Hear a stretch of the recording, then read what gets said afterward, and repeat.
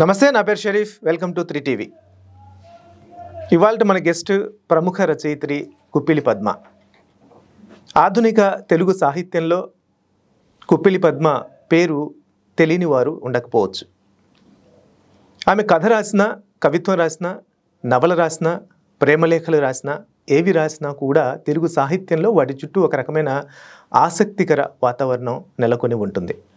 4 దశాబ్దాలుగా సాహితీ లోకంలో దాదాపు 10 కథల పుస్తకాలు, 3 కవితా సంపుటులు, 6 నవలలు ఇప్పటిదాకా తను రాశారు. తర్వాత ముఖ్యంగా ఆధునిక మహిళల, ఇంకా స్పష్టంగా చెప్పాలి అని అంటే నగరంలో ఉండే మధ్యతరగతి మహిళల కష్టాలని, వాళ్ళ జీవితంలోని లోతుపాట్లని సాహిత్యంలోకి విరివిగా తీసుకొచ్చిన రచయిత్రి కుప్పిలి పద్మ. ఆమె ఇవాళ 3TVకి ఎక్స్క్లూజివ్గా ఇస్తున్న ఇంటర్వ్యూ. నమస్తే అండి. నమస్తే షరీఫ్ గారు. కుప్పిలి పద్మ గారు, ఏంటి, ఎలా మొదలు పెడదాం ఇంటర్వ్యూ? మీరే చెప్తారు, మీకేం సలహా ఇస్తారు మాకు? ఇది ఇంటర్వ్యూ అని కంటే కూడా ఆత్మీయ సంభాషణ. ఇద్దరం కలబోసుకుందాం. హాయిగా. ఎందుకంటే మీరు చాలా గొప్ప రచయిత, నాకు చాలా ఇష్టమైన రచయిత. Thank you so much. మీ జర్నీని ముందు నుంచి కూడా గమనిస్తున్నాను, చదువుతున్నాను. ఎప్పటికప్పుడు చాలా బాగా రాస్తారు మీరు. Thank you. ఇప్పుడు 40 ఏళ్ళుగా మీరు రాస్తున్నారు కదా. మసిగుడ్డ పద్మకి అంటే 40 ఏళ్ల క్రితం మొదలైన పద్మకి ఇప్పుడు రాస్తున్న ముకుల, మీ తాజా పుస్తకం ముకుల పద్మకి ఉన్న తేడా ఏంటి? ఈ 40 ఏళ్ల సాహితీ జీవితంలో మీరు స్వయంగా తెలుసుకున్నది ఏంటి, సమాజానికి చెప్పింది ఏంటి? 40 ఏళ్ళు కదా, పెద్ద జర్నీ. నేను కొంచెం చాలా చిన్నగా ఉన్నప్పుడే మొదలు పెట్టినాను రాయటము. ఓకే. అంటే అసలు అప్పటికి అంటే ఇప్పుడు ఎవరైనా చెప్తే కూడా అంత బిలీవబుల్గా ఉండిన విషయం ఏంటంటే నేను చాలా మాట్లాడలేని, చాలా నిశ్శబ్దంగా ఉండే ఇంట్రోవర్ట్లా ఉండేదాన్ని నేను. ఇప్పుడు చిన్నప్పుడు ఎంత ఉండేదాన్ని అంటే ఎవ్రీ ఇయర్ స్కూల్లో మోస్ట్ సైలెంట్ గర్ల్ అనే అవార్డు నాకే వచ్చేది. ఎవరు నమ్మరు, నాకే ఒకసారి నిజంగా ఉండేదన్నా అనిపిస్తుంది. అయితే ఆ టైంలో నా ఎక్స్ప్రెషన్ అంతా నాకు వచ్చిన అక్షరాలతో రాసుకోవటమే. పుస్తకాలలో నోట్బుక్స్ ఉంటాయి కదా, నోట్బుక్స్లో రాసుకోవటమే. అది పెన్సిల్తో రాసా, పెన్తో రాసా, అట్లా రాసుకుంటూ ఉండేదాన్ని నేను. ఎనీథింగ్ అంటే భీమిలీలో చిన్నప్పుడు నేను పెరిగినప్పుడు మా అమ్మమ్మ గారి ఇంట్లో, మా ఇంటి ఎదురుగుండా వెనకాల పూజారి గారి ఇల్లు, పెద్ద కొబ్బరి తోట, నెక్స్ట్ పెద్ద విశాలమైన సముద్రం చాలా ఆకర్షించేది. Romantic place. చాలా ఎంత ఆకర్షించేదంటే నాకు స్కూల్కి కూడా వెళ్ళాలనిపించేది కాదు. ఆ గోడలు దూకి ఆ సముద్రం ఒడ్డుకి వెళ్ళిపోవాలని మీ రచనల్లో కనిపిస్తుంది. మార్నింగ్ నిద్ర లేచేటప్పటికి మా పెరట్లో పెద్ద కొబ్బరి చెట్టు ఉండేది. ఒకటే ఒక కొబ్బరి చెట్టు పొడవుగా ఉండేది. దాని నిండా కాకులు ఎంత అరుస్తాయి, ఎంత మధురంగా ఉండేదో. మార్నింగ్ కూడా అరుస్తాయి, మార్నింగ్ సాయంత్రం అవి ఎక్కడెక్కడి నుంచి వచ్చి ఆ చెట్టును చేరుకుంటున్న వాతావరణం ఉంటుంది. అది నాకు కూడా అనుభవం ఉంది, చాలా బాగుంటుంది. అరుస్తాయి. సాయంత్రం అయ్యేటప్పటికి అక్కడంతా చంద్రకాంతలు పూస్తూ ఉండేవి. పూజారి గారి ఇంటి దగ్గర మధ్యలో గోడ ఉండేది, మా ఇంటికి వాళ్ళ ఇంటికి. దాని నిండా విపరీతమైన మందారాలు ఉండేది. అప్పుడు ఒకటే రకమైన మందార, ఎరుపు మందార, ఇప్పుడులాగా ఎన్ని రకాల మందార. So it's a very beautiful సన్నివేశాలన్నీ కనబడుతూ ఉండేవి.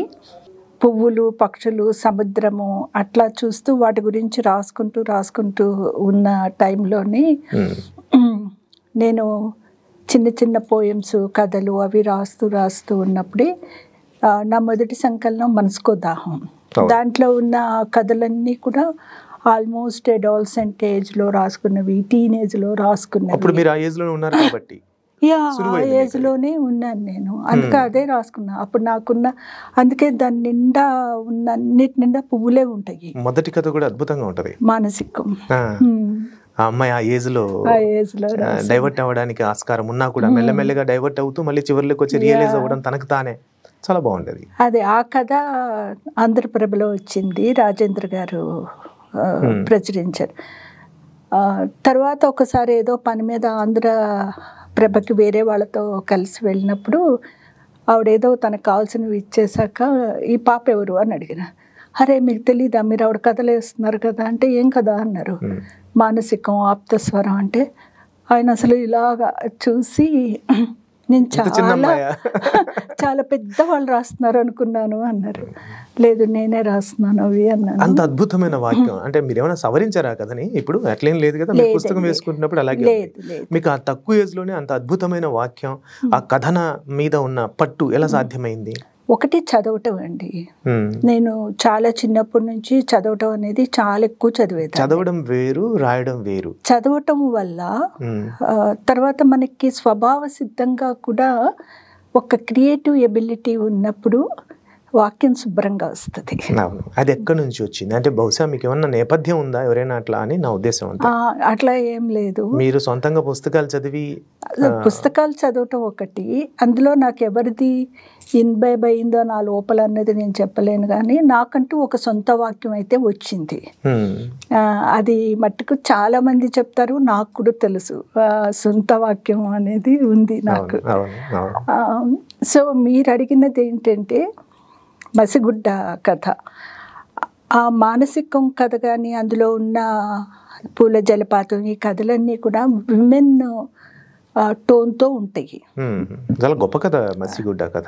తల్లిని మసిగుడ్డతో, కానీ మసిగుడ్డ దగ్గరికి వచ్చేటప్పటికి నాకు స్ట్రాంగ్గా స్త్రీల ప్రశ్న ఏంటి అన్నది అర్థమైంది.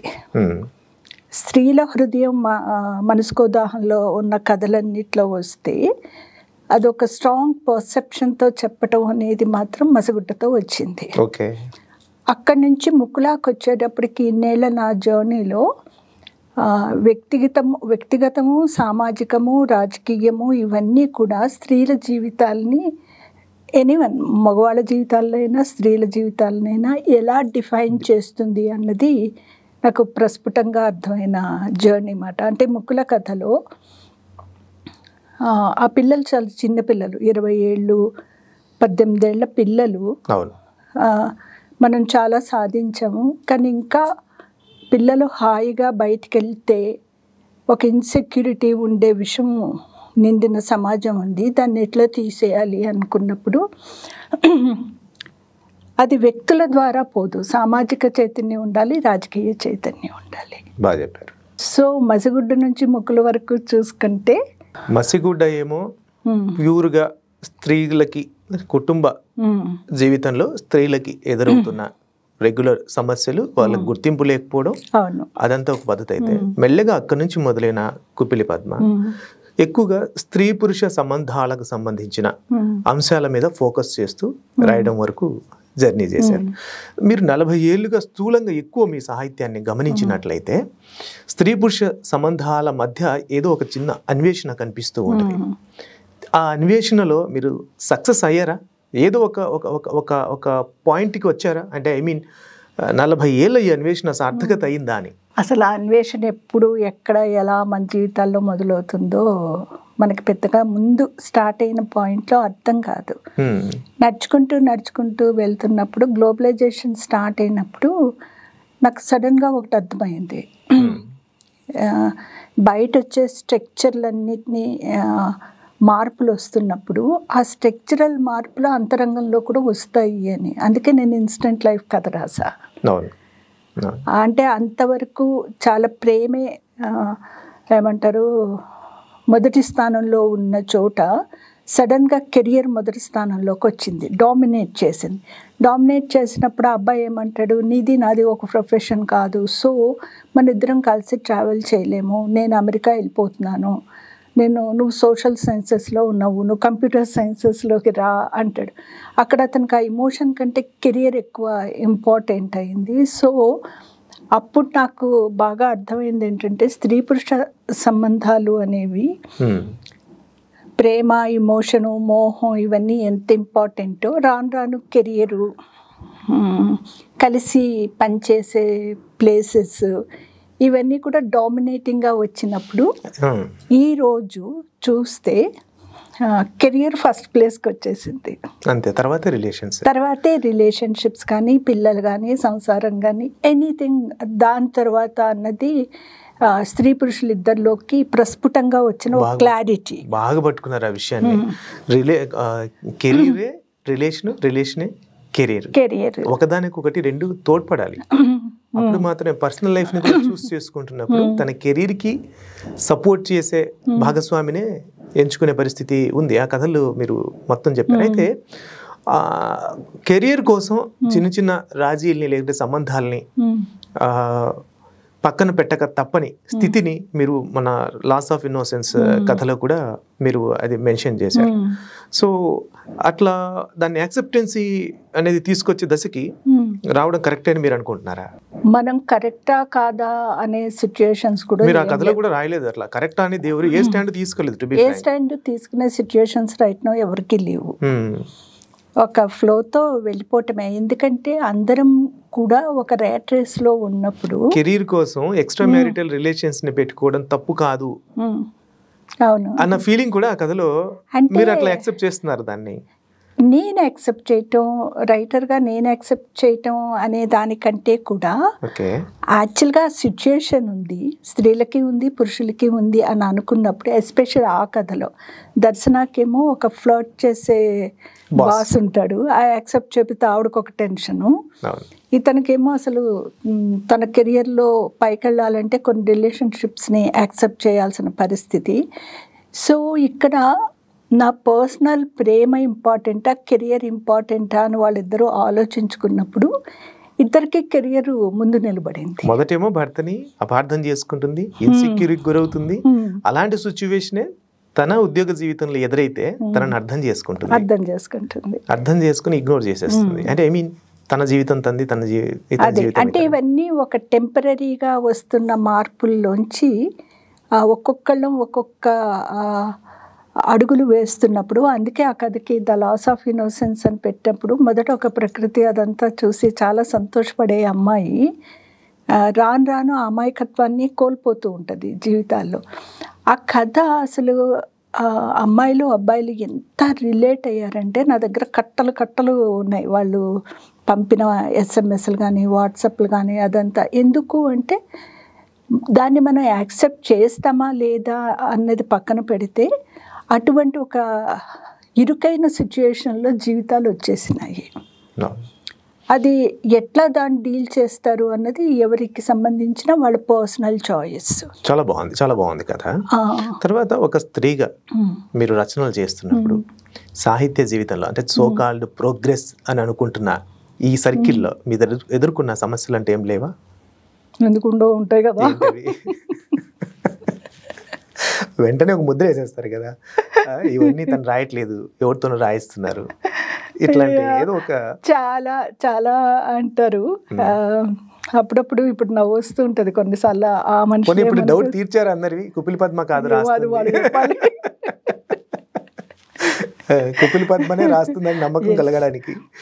ఐ విష్ అండి. అంటే మొదట్లో అట్లా విన్నప్పుడు ఎస్ నాకు కూడా ఎవరైనా రాసేవాళ్ళు ఉంటే బాగానే ఉంటుంది కానీ, బట్ నో వన్ కదా, కనీసం దిద్దు పెట్టేవాళ్ళు కూడా లేరు కదా. కాకపోతే మేము రాజమండ్రిలో ఉన్నప్పుడు సాహితీ వేదిక అనే ఆర్గనైజేషన్ ఉండేది, చిన్నది. దానికి నేను వెళ్తూ ఉండేదాన్ని అక్కడికి. అక్కడ 15 రోజులకు ఒకసారి ఒక కథ రాయాలి, లేదా చదివిన కథ మీద డిస్కషన్ చేయాలి, ఇవంతా ఉంటాయి. మళ్ళీ డిస్కషన్ దగ్గర అగైన్ నాకు రాదు, ఎందుకంటే నేను కొంచెం అంత మాట్లాడను అని చెప్పినాను కదా. కాకపోతే కథ రాసుకొని ఒకసారి వెళ్ళి చదివినప్పుడు ఎవరు మాట్లాడాల, అందరూ పెద్ద పెద్ద వాళ్ళు, అసలు అక్కడ ఎంతెంత పెద్దవాళ్ళు ఉన్నారు, ఎవరు మాట్లాడాల. నా కథ బాగాలేదో ఏమోలే అని నేను వెళ్ళిపోయినాను. తర్వాత రోజు అందులోనే ఉండే ఒక ఇప్పుడు ప్రసిద్ధ కవయిత్రి ఆమె వచ్చారు. ఇప్పుడు ఆవిడ లేరు కానీ ఆవిడ వచ్చారు. వచ్చి ఇది ఆ కథ అన్నారు. మీకు ఈ కథ ఏంటండి అంటే, ఏంటో ఒక అద్భుతమైన కథ రాసామంట కదా, తొందరగా నాకు అన్నారు. ఆవిడ కథ చదివి, అందుకే వాళ్ళు షాక్ అయిపోయారంటే, ఈ కథ చదివి ఇంత చిన్నగా ఉంది, ఇంత పెద్ద కథ. తృష్ణ అని కథ మాట. సో నాకు అంత చిన్నప్పటి నుంచి రాసే అలవాటు ఉంది. అప్పుడు ఆ కథ అప్పుడే ఆర్ఎస్ సుదర్శనం గారు, మహేష్ గారు, గోపీచంద్ వీళ్ళందరూ చాలా చెప్పినారు నాకు తర్వాత, ఎంత బాగా రాసినావా కదా అని చాగంటి శరత్ బాబు గారు వీళ్ళందరూ. సో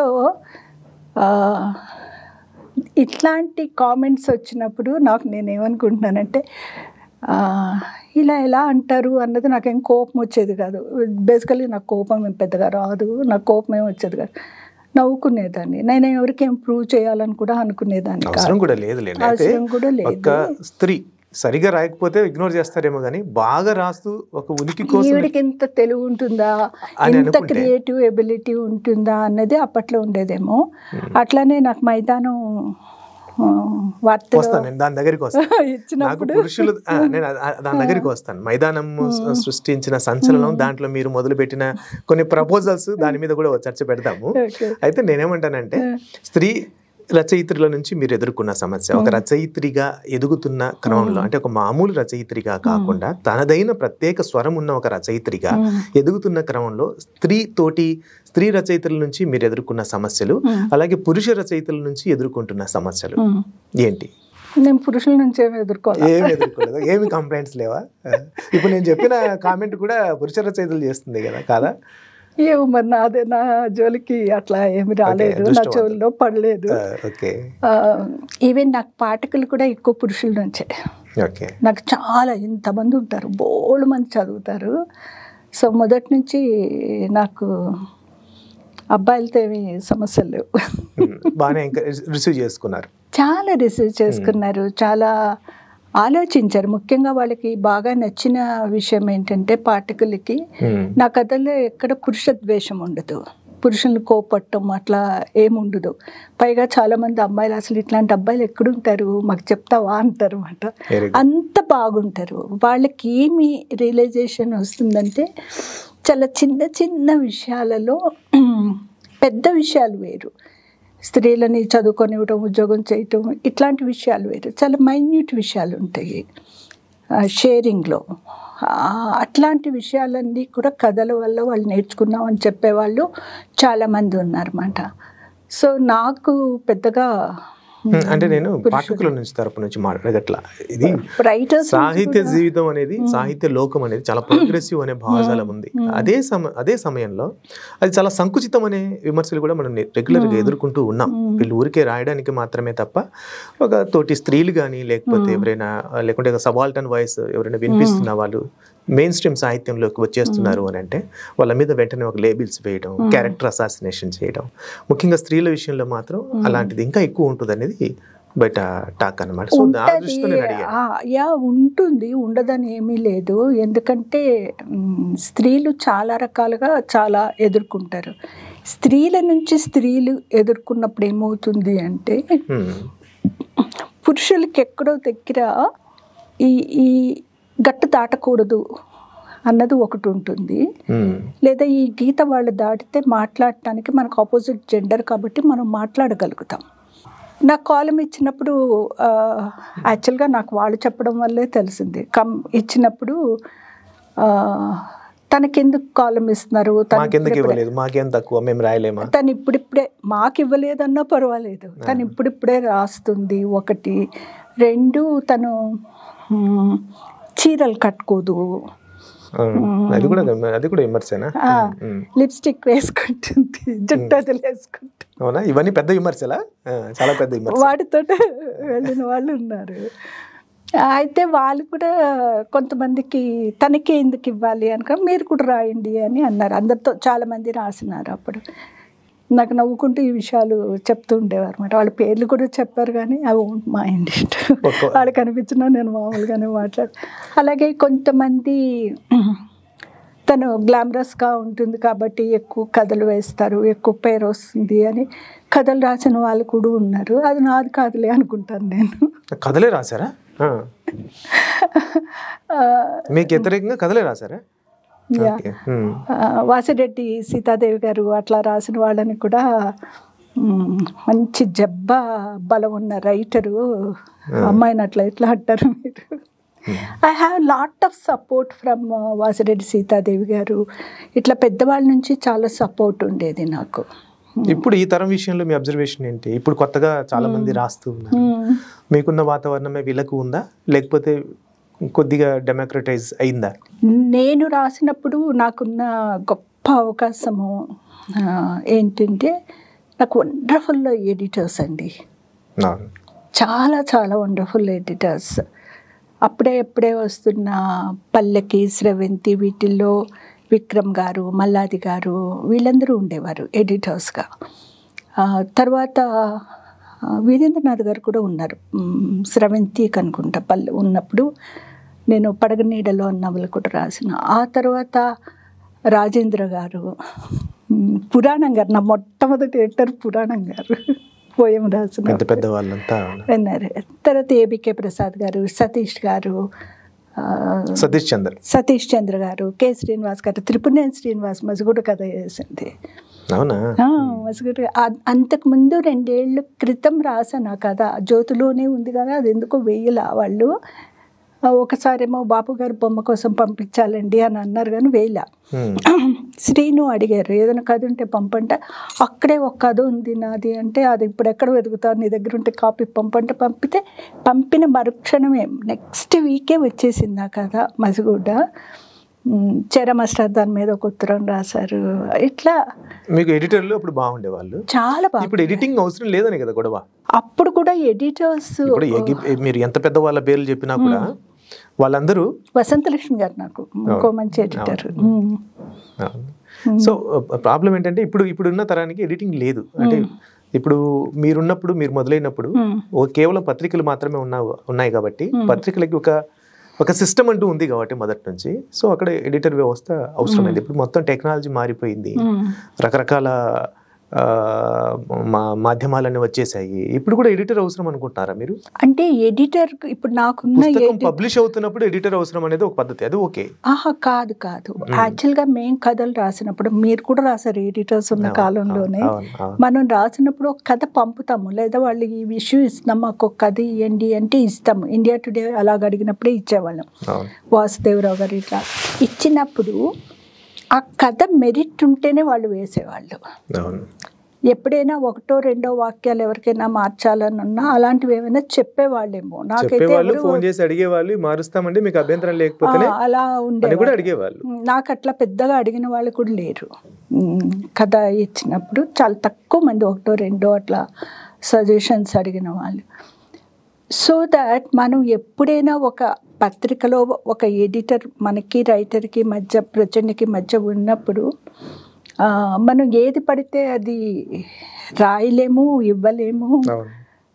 తర్వాత మనకి దాన్ని ఏమంటారంటే, వీళ్ళు ఆలోచిస్తారు ఈ కథ బాగుందా బాగాలేదా, ఇది పబ్లిషింగ్ ఐటమా కాదా అన్నది ఆలోచిస్తారు. ఈ జనరేషన్ ఏంటంటే, నాకు రచనకి లేదా నాకు పాఠకుడికి మధ్యలో ఇలా పెత్తనం ఏంటి, ఏది నేను డెలివరీ చేయాలో ఏది డెలివరీ చేయకూడదో చెప్పడానికి వాళ్ళెవరు అనే ఒక వాదన కూడా మొదలైంది. మీరు చూసే ఉంటారు చర్చలు, ఎలాగో మీరు ఫేస్బుక్ లో ఎలాగో యాక్టివ్ గా ఉంటారు. అంటే ప్రతి కాలము కూడా, ప్రతి కాలము జనరేషన్ కి టెక్నాలజీ పరంగా ఒక వెసులుబాటు వస్తుంది.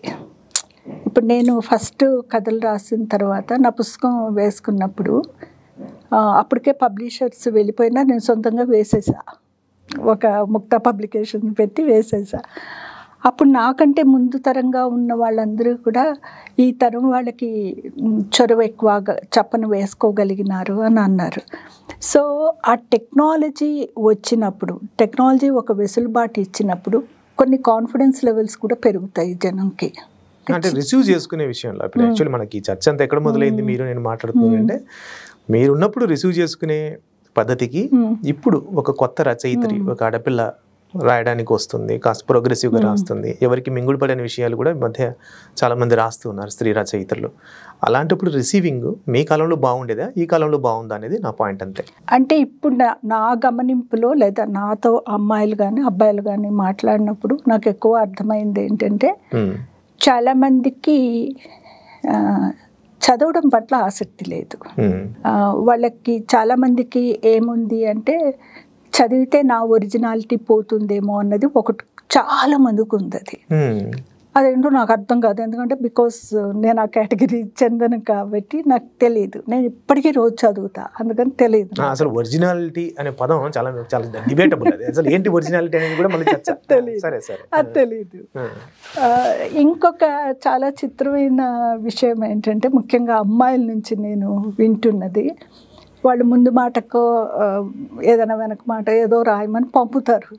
పంపి వాళ్ళు ఫస్ట్ చెప్పే డిస్క్లైమర్ ఏంటంటే, నేను ఫెమినిస్ట్ని కాదండి అంటారు. సరే, ఓకే.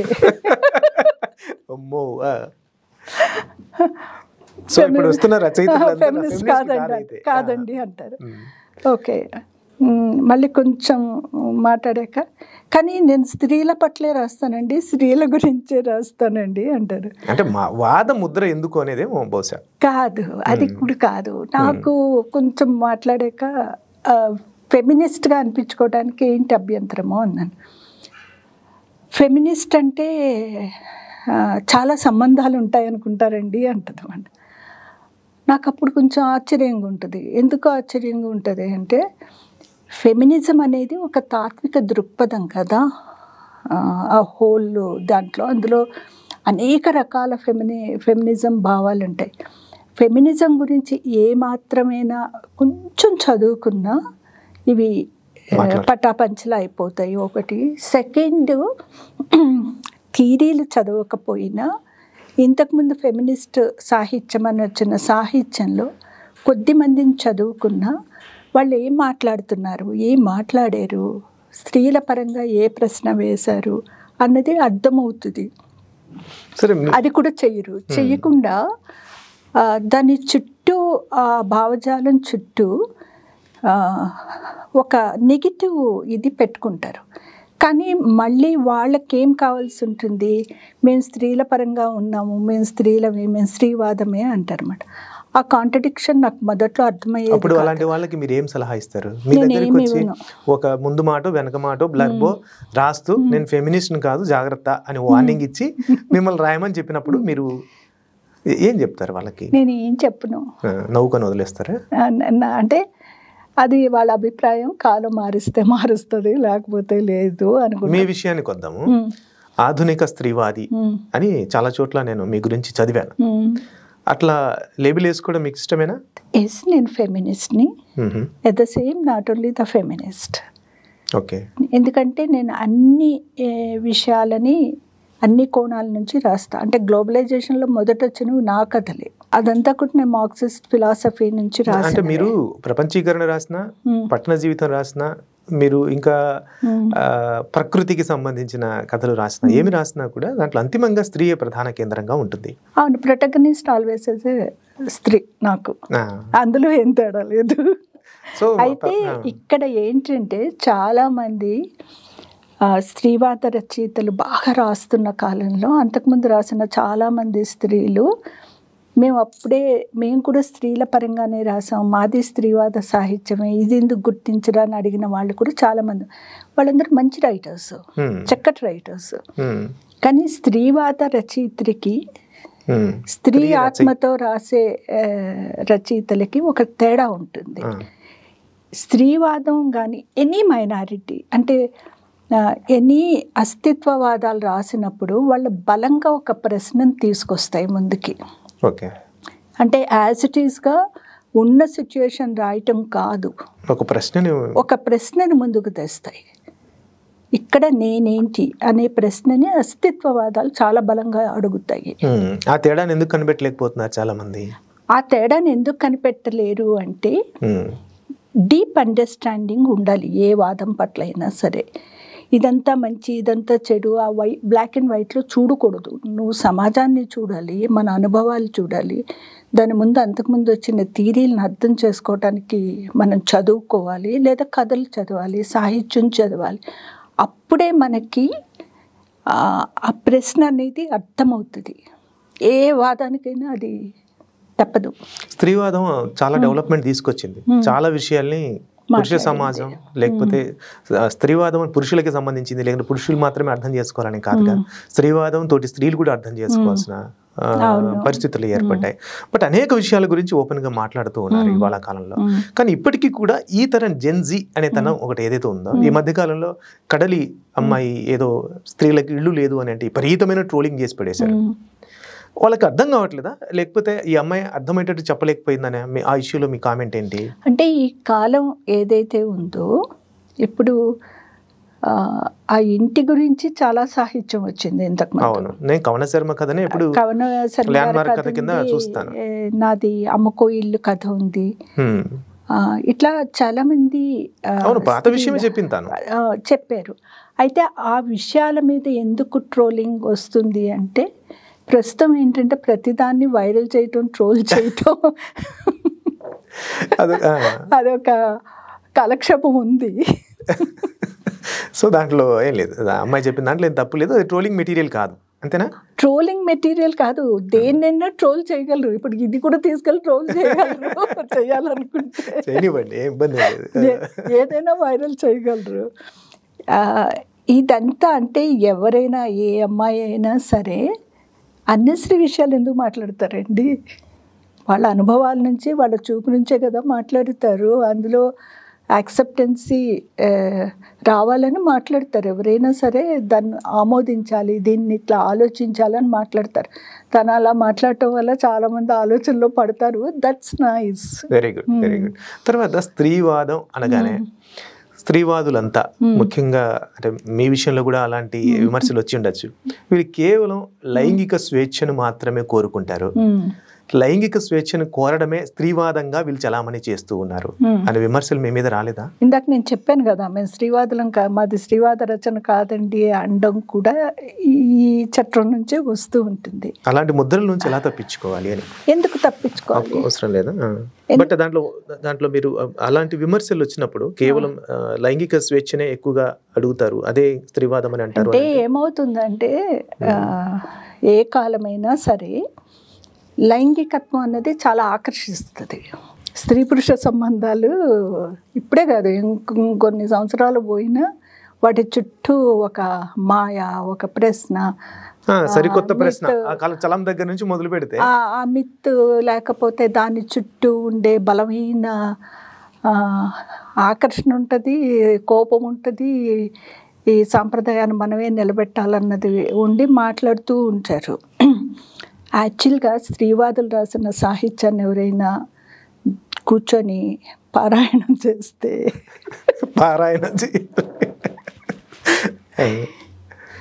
ఎన్ని విషయాలు మాట్లాడారు, చాలా విషయాలు మాట్లాడారు. మనకి ఎట్లా ఉంటుందంటే, ఎక్కడ అటాక్ చేయడానికి అవకాశం ఉంటుందో పట్టుకొని మనల్ని డౌన్ చేయడానికి మాట్లాడుతూ ఉంటారు. మీ రచనలు ఎక్కువగా అలాంటి విషయాలే లేవా? బోల్డ్ ఉన్నాయి. మరి అవే ఎక్కువ ఉన్నాయా? చాలా ఉన్నాయి. ఎందుకుంటాయి అంటే, అదే పెద్ద సమస్య. ఇప్పుడు గోడ అనే కథ ఉంది. గోడ అనే కథ నేను ఎప్పుడో రాసా. అది ఎవరో కథ గ్రూప్లో పెట్టినప్పుడు కింద కొన్ని వందల కామెంట్స్ వచ్చాయి. ఆ తర్వాత ఒక సినిమా వచ్చింది, నో అంటే నో, ఎస్ అంటే ఎస్ అని. దానికి ముందు 20 ఏళ్ళ ముందే నేను ఆ కథ రాసా. మీరు చాలా పనులు చేసి 90లోనే మీరు ప్రేమలేఖలు కూడా రాసేసారు. అందుకే వస్తాను నెక్స్ట్ ఆ క్వశ్చన్ దగ్గరికి వస్తా. చాలా విషయాలు మాట్లాడాలి. ఎందుకు ఆ విషయాలు ఎక్కువ మాట్లాడాలి అంటే, స్త్రీలని అడ్డుకునేవి, స్త్రీలని బయటికి వెళ్ళనీయకుండా అడ్డుకునేవి, స్త్రీ స్వేచ్ఛకి ఎక్కువగా ఆటంకంగా నిలబెట్టింది లైంగిక విషయాలే. అంటే ఒక ఇష్టం లేని మ్యారేజ్ నుంచి బయటికి రావాలి అనుకుంటే అక్కడ ఒక లైంగికత్వం గోల, అంటే స్త్రీ పురుషుడు ఆస్తి అన్న గోలతోటి ఒక గోల ఉంటుంది. కొన్నాళ్ళు ప్రేమించుకునేక ఏదో కారణం చేత అమ్మాయికి ఇతను నాకు సరిపడ్డు అని దాని నుంచి బయటకు వచ్చినప్పుడు యాసిడ్ అటాక్స్ చేశారు. పొజిటివ్నెస్ అని అంటారు, ఏదో పేరు పెడతారు వాటికి, దానికి ఏవో పేర్లు పెడతారు. అంటే అది పురుషుడు ఈ విషయాల పట్ల చాలా సున్నితంగా తయారవ్వాలి, చాలా జాగ్రత్తగా ఎదుటి మనిషిని అర్థం చేసుకునే దీనికి రావాలి. అలాగే స్త్రీలు కూడా ఎమోషన్స్ని, కాలక్షేపం కోసం ఎమోషన్స్ని వెదజల్లకూడదు, ఆ మెచ్యూరిటీ ఉండాలి. ఇప్పుడు చాలామంది చెలంగారి మైదానం చదివి చాలా ఆశ్చర్యంగా ఉంటుంది నాకు. మైదానం ఒక్కటే పట్టుకొని లేచిపోమని. బట్ అదే మైదానం నాకు ఎట్లా అర్థమైంది, స్త్రీలు తీసుకునే ఏ స్వేచ్ఛ కోసం చేసే ఏ పోరాటమైనా, ఏ అడుగైనా అది స్త్రీలకు ఉపయోగపడాలి కానీ పురుషులకు కాదు. ఓకే. అంటే ఇప్పుడు రాజేశ్వరి వెళ్ళినప్పుడు ఆ అమ్మాయి అమీర్కి అర్థం కాలేదు, మీరాకి అర్థం కాల. అంటే ఆ కథ నుంచి నా మట్టుకు నాకు అర్థమైంది ఏంటంటే, ఒక్క అడుగు మనుషులు బయటికి ఒక సిస్టమ్ నుంచి వేసినప్పుడు అది మన గ్రోత్కి, మన మనోవికాసానికి ఉపయోగపడాలి కానీ మళ్ళీ ఆ పురుషుల కబంధాస్తాలలో జీవితం అతలాకుతలం కాకూడదు. ఒక ఆకర్షణలో వెళ్ళింది, ఓకే. కానీ ఆ కథ మొత్తం చదివాక మనం బయటికి వేసే అడుగు, ఒక సిస్టమ్ నుంచి బయటకు వేసే అడుగు, అది ఇల్లు కావచ్చు, పెళ్ళి కావచ్చు, ఉద్యోగం కావచ్చు, ఏదైనా కావచ్చు, అది అంతిమంగా మన వికాసానికి ఉపయోగపడాలి తప్ప పురుషులకో ఇంకొకరికో ఉపయోగపడి మనం సలబాలు కాకూడదు అనేది నాకు అర్థమైంది. ఇంకొక విషయం అండి, ఇప్పుడు మళ్ళీ నేను 90s దగ్గరికి వస్తాను. ఆ టైంలో ఒక మహిళ ప్రేమ కథలు రాయడం, దాని పేరు అమృత వర్షిణి. దాంట్లో అనేక విషయాలు, అనేక సామాజిక చింతనకు సంబంధించిన విషయాలు. ప్రేమ లేఖలు అని అంటే కేవలం అదేదో ప్రేమ లేఖలు లేక నేను చూడాలనిపిస్తుంది, ఏదో ఇవాళ ఎంతో గడపాలనిపిస్తుంది, ఇట్లా ఏంటో విరహం అనే కాకుండా అనేక సామాజిక అంశాలని ప్రతి ఉత్తరంలో కూడా ఇంచుమించు మీరు మెన్షన్ చేసుకుంటూ వచ్చారు. ఒక అమ్మాయి అదిలో, అప్పుడు మీరు చిన్న ఏజ్లోనే ఉన్నారు, ఒక అమ్మాయి అట్లా ఓపెన్గా ప్రేమ లేఖల్ని రాయడాన్ని అప్పుడు ఆ సమాజం ఎలా చూసింది? అప్పుడు ఫేస్బుక్ లేదు కదా, బతికిపోయారు మీరు. లేదు, యాక్చువల్లీ యాక్సెప్టెన్స్ ఉండేది. ఇప్పుడు అస్సలు అది నా మొత్తం పుస్తకాలలో విపరీతంగా సేల్ అయిన పుస్తకం అది. అవును. ఒకటి. సెకండ్, ప్రేమలేఖలు రాసిన ఫస్ట్ రైటర్, ఉమెన్ రైటర్ నేనే. తెలంగాణ తర్వాత అసలు ఇంకా స్త్రీలు ఎవరు లేరు. Thank you. స్త్రీలు ఎవరు రాయలేదు అసలు.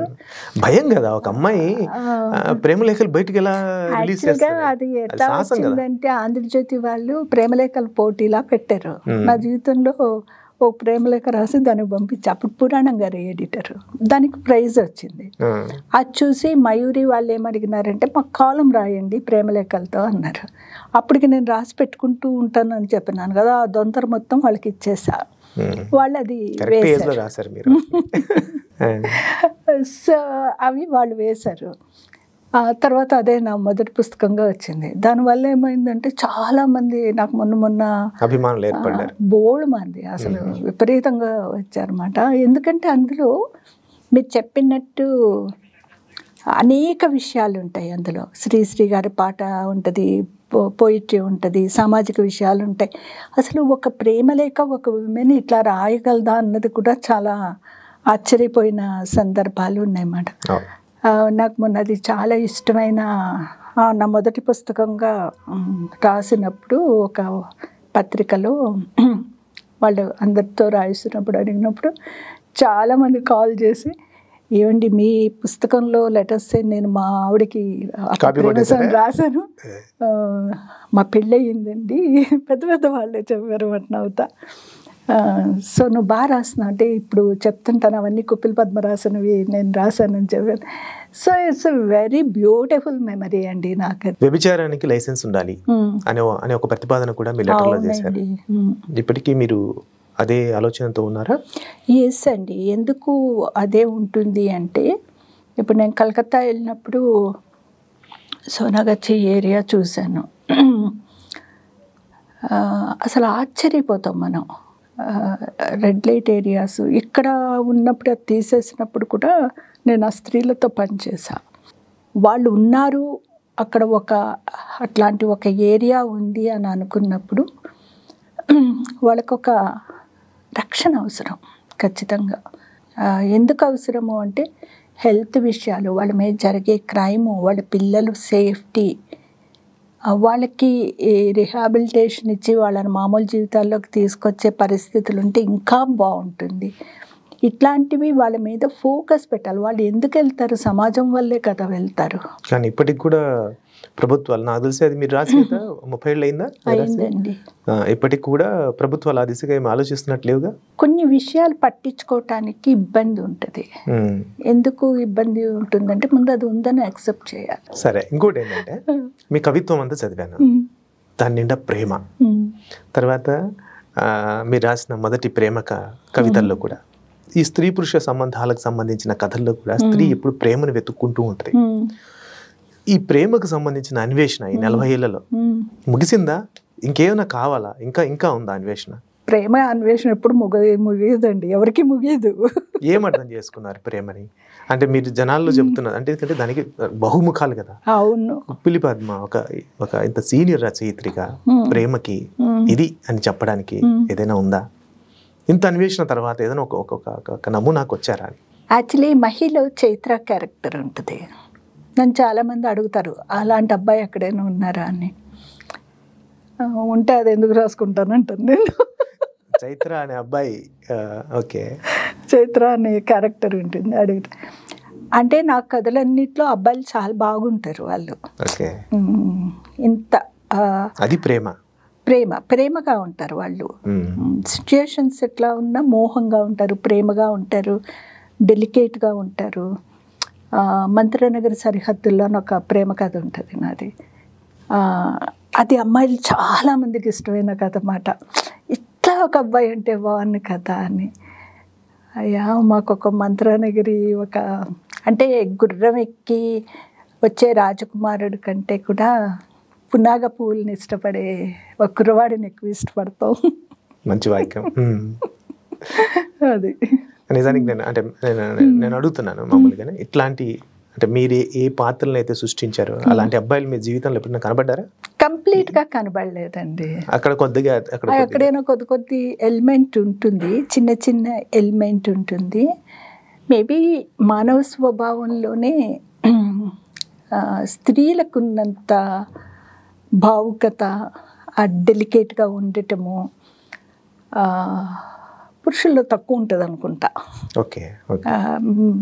ఇది ఉండటం పొరపాటు కాదు. ప్రతి వాళ్ళకి ఒక్కొక్క స్వభావాలు ఉంటాయి కదా, మన డిఎన్ఏలోనే పోగుపడి ఉంటాయి కదా, అది అట్లా నడుస్తూ ఉంటుంది అన్నమాట. ఇంకొక విషయం ఏంటంటే నవల్స్, దాదాపు 6 నవల్స్, 3 కవితల పుస్తకాలు, కాలమ్స్, మళ్ళీ సినిమాలకు కూడా చేశారు. నేను అది కూడా అడుగుతాను చివరిలో. ఇన్ని చేసినా కూడా కథకురాలుగానే కుప్పిలి పద్మని ఎందుకు గుర్తిస్తారు?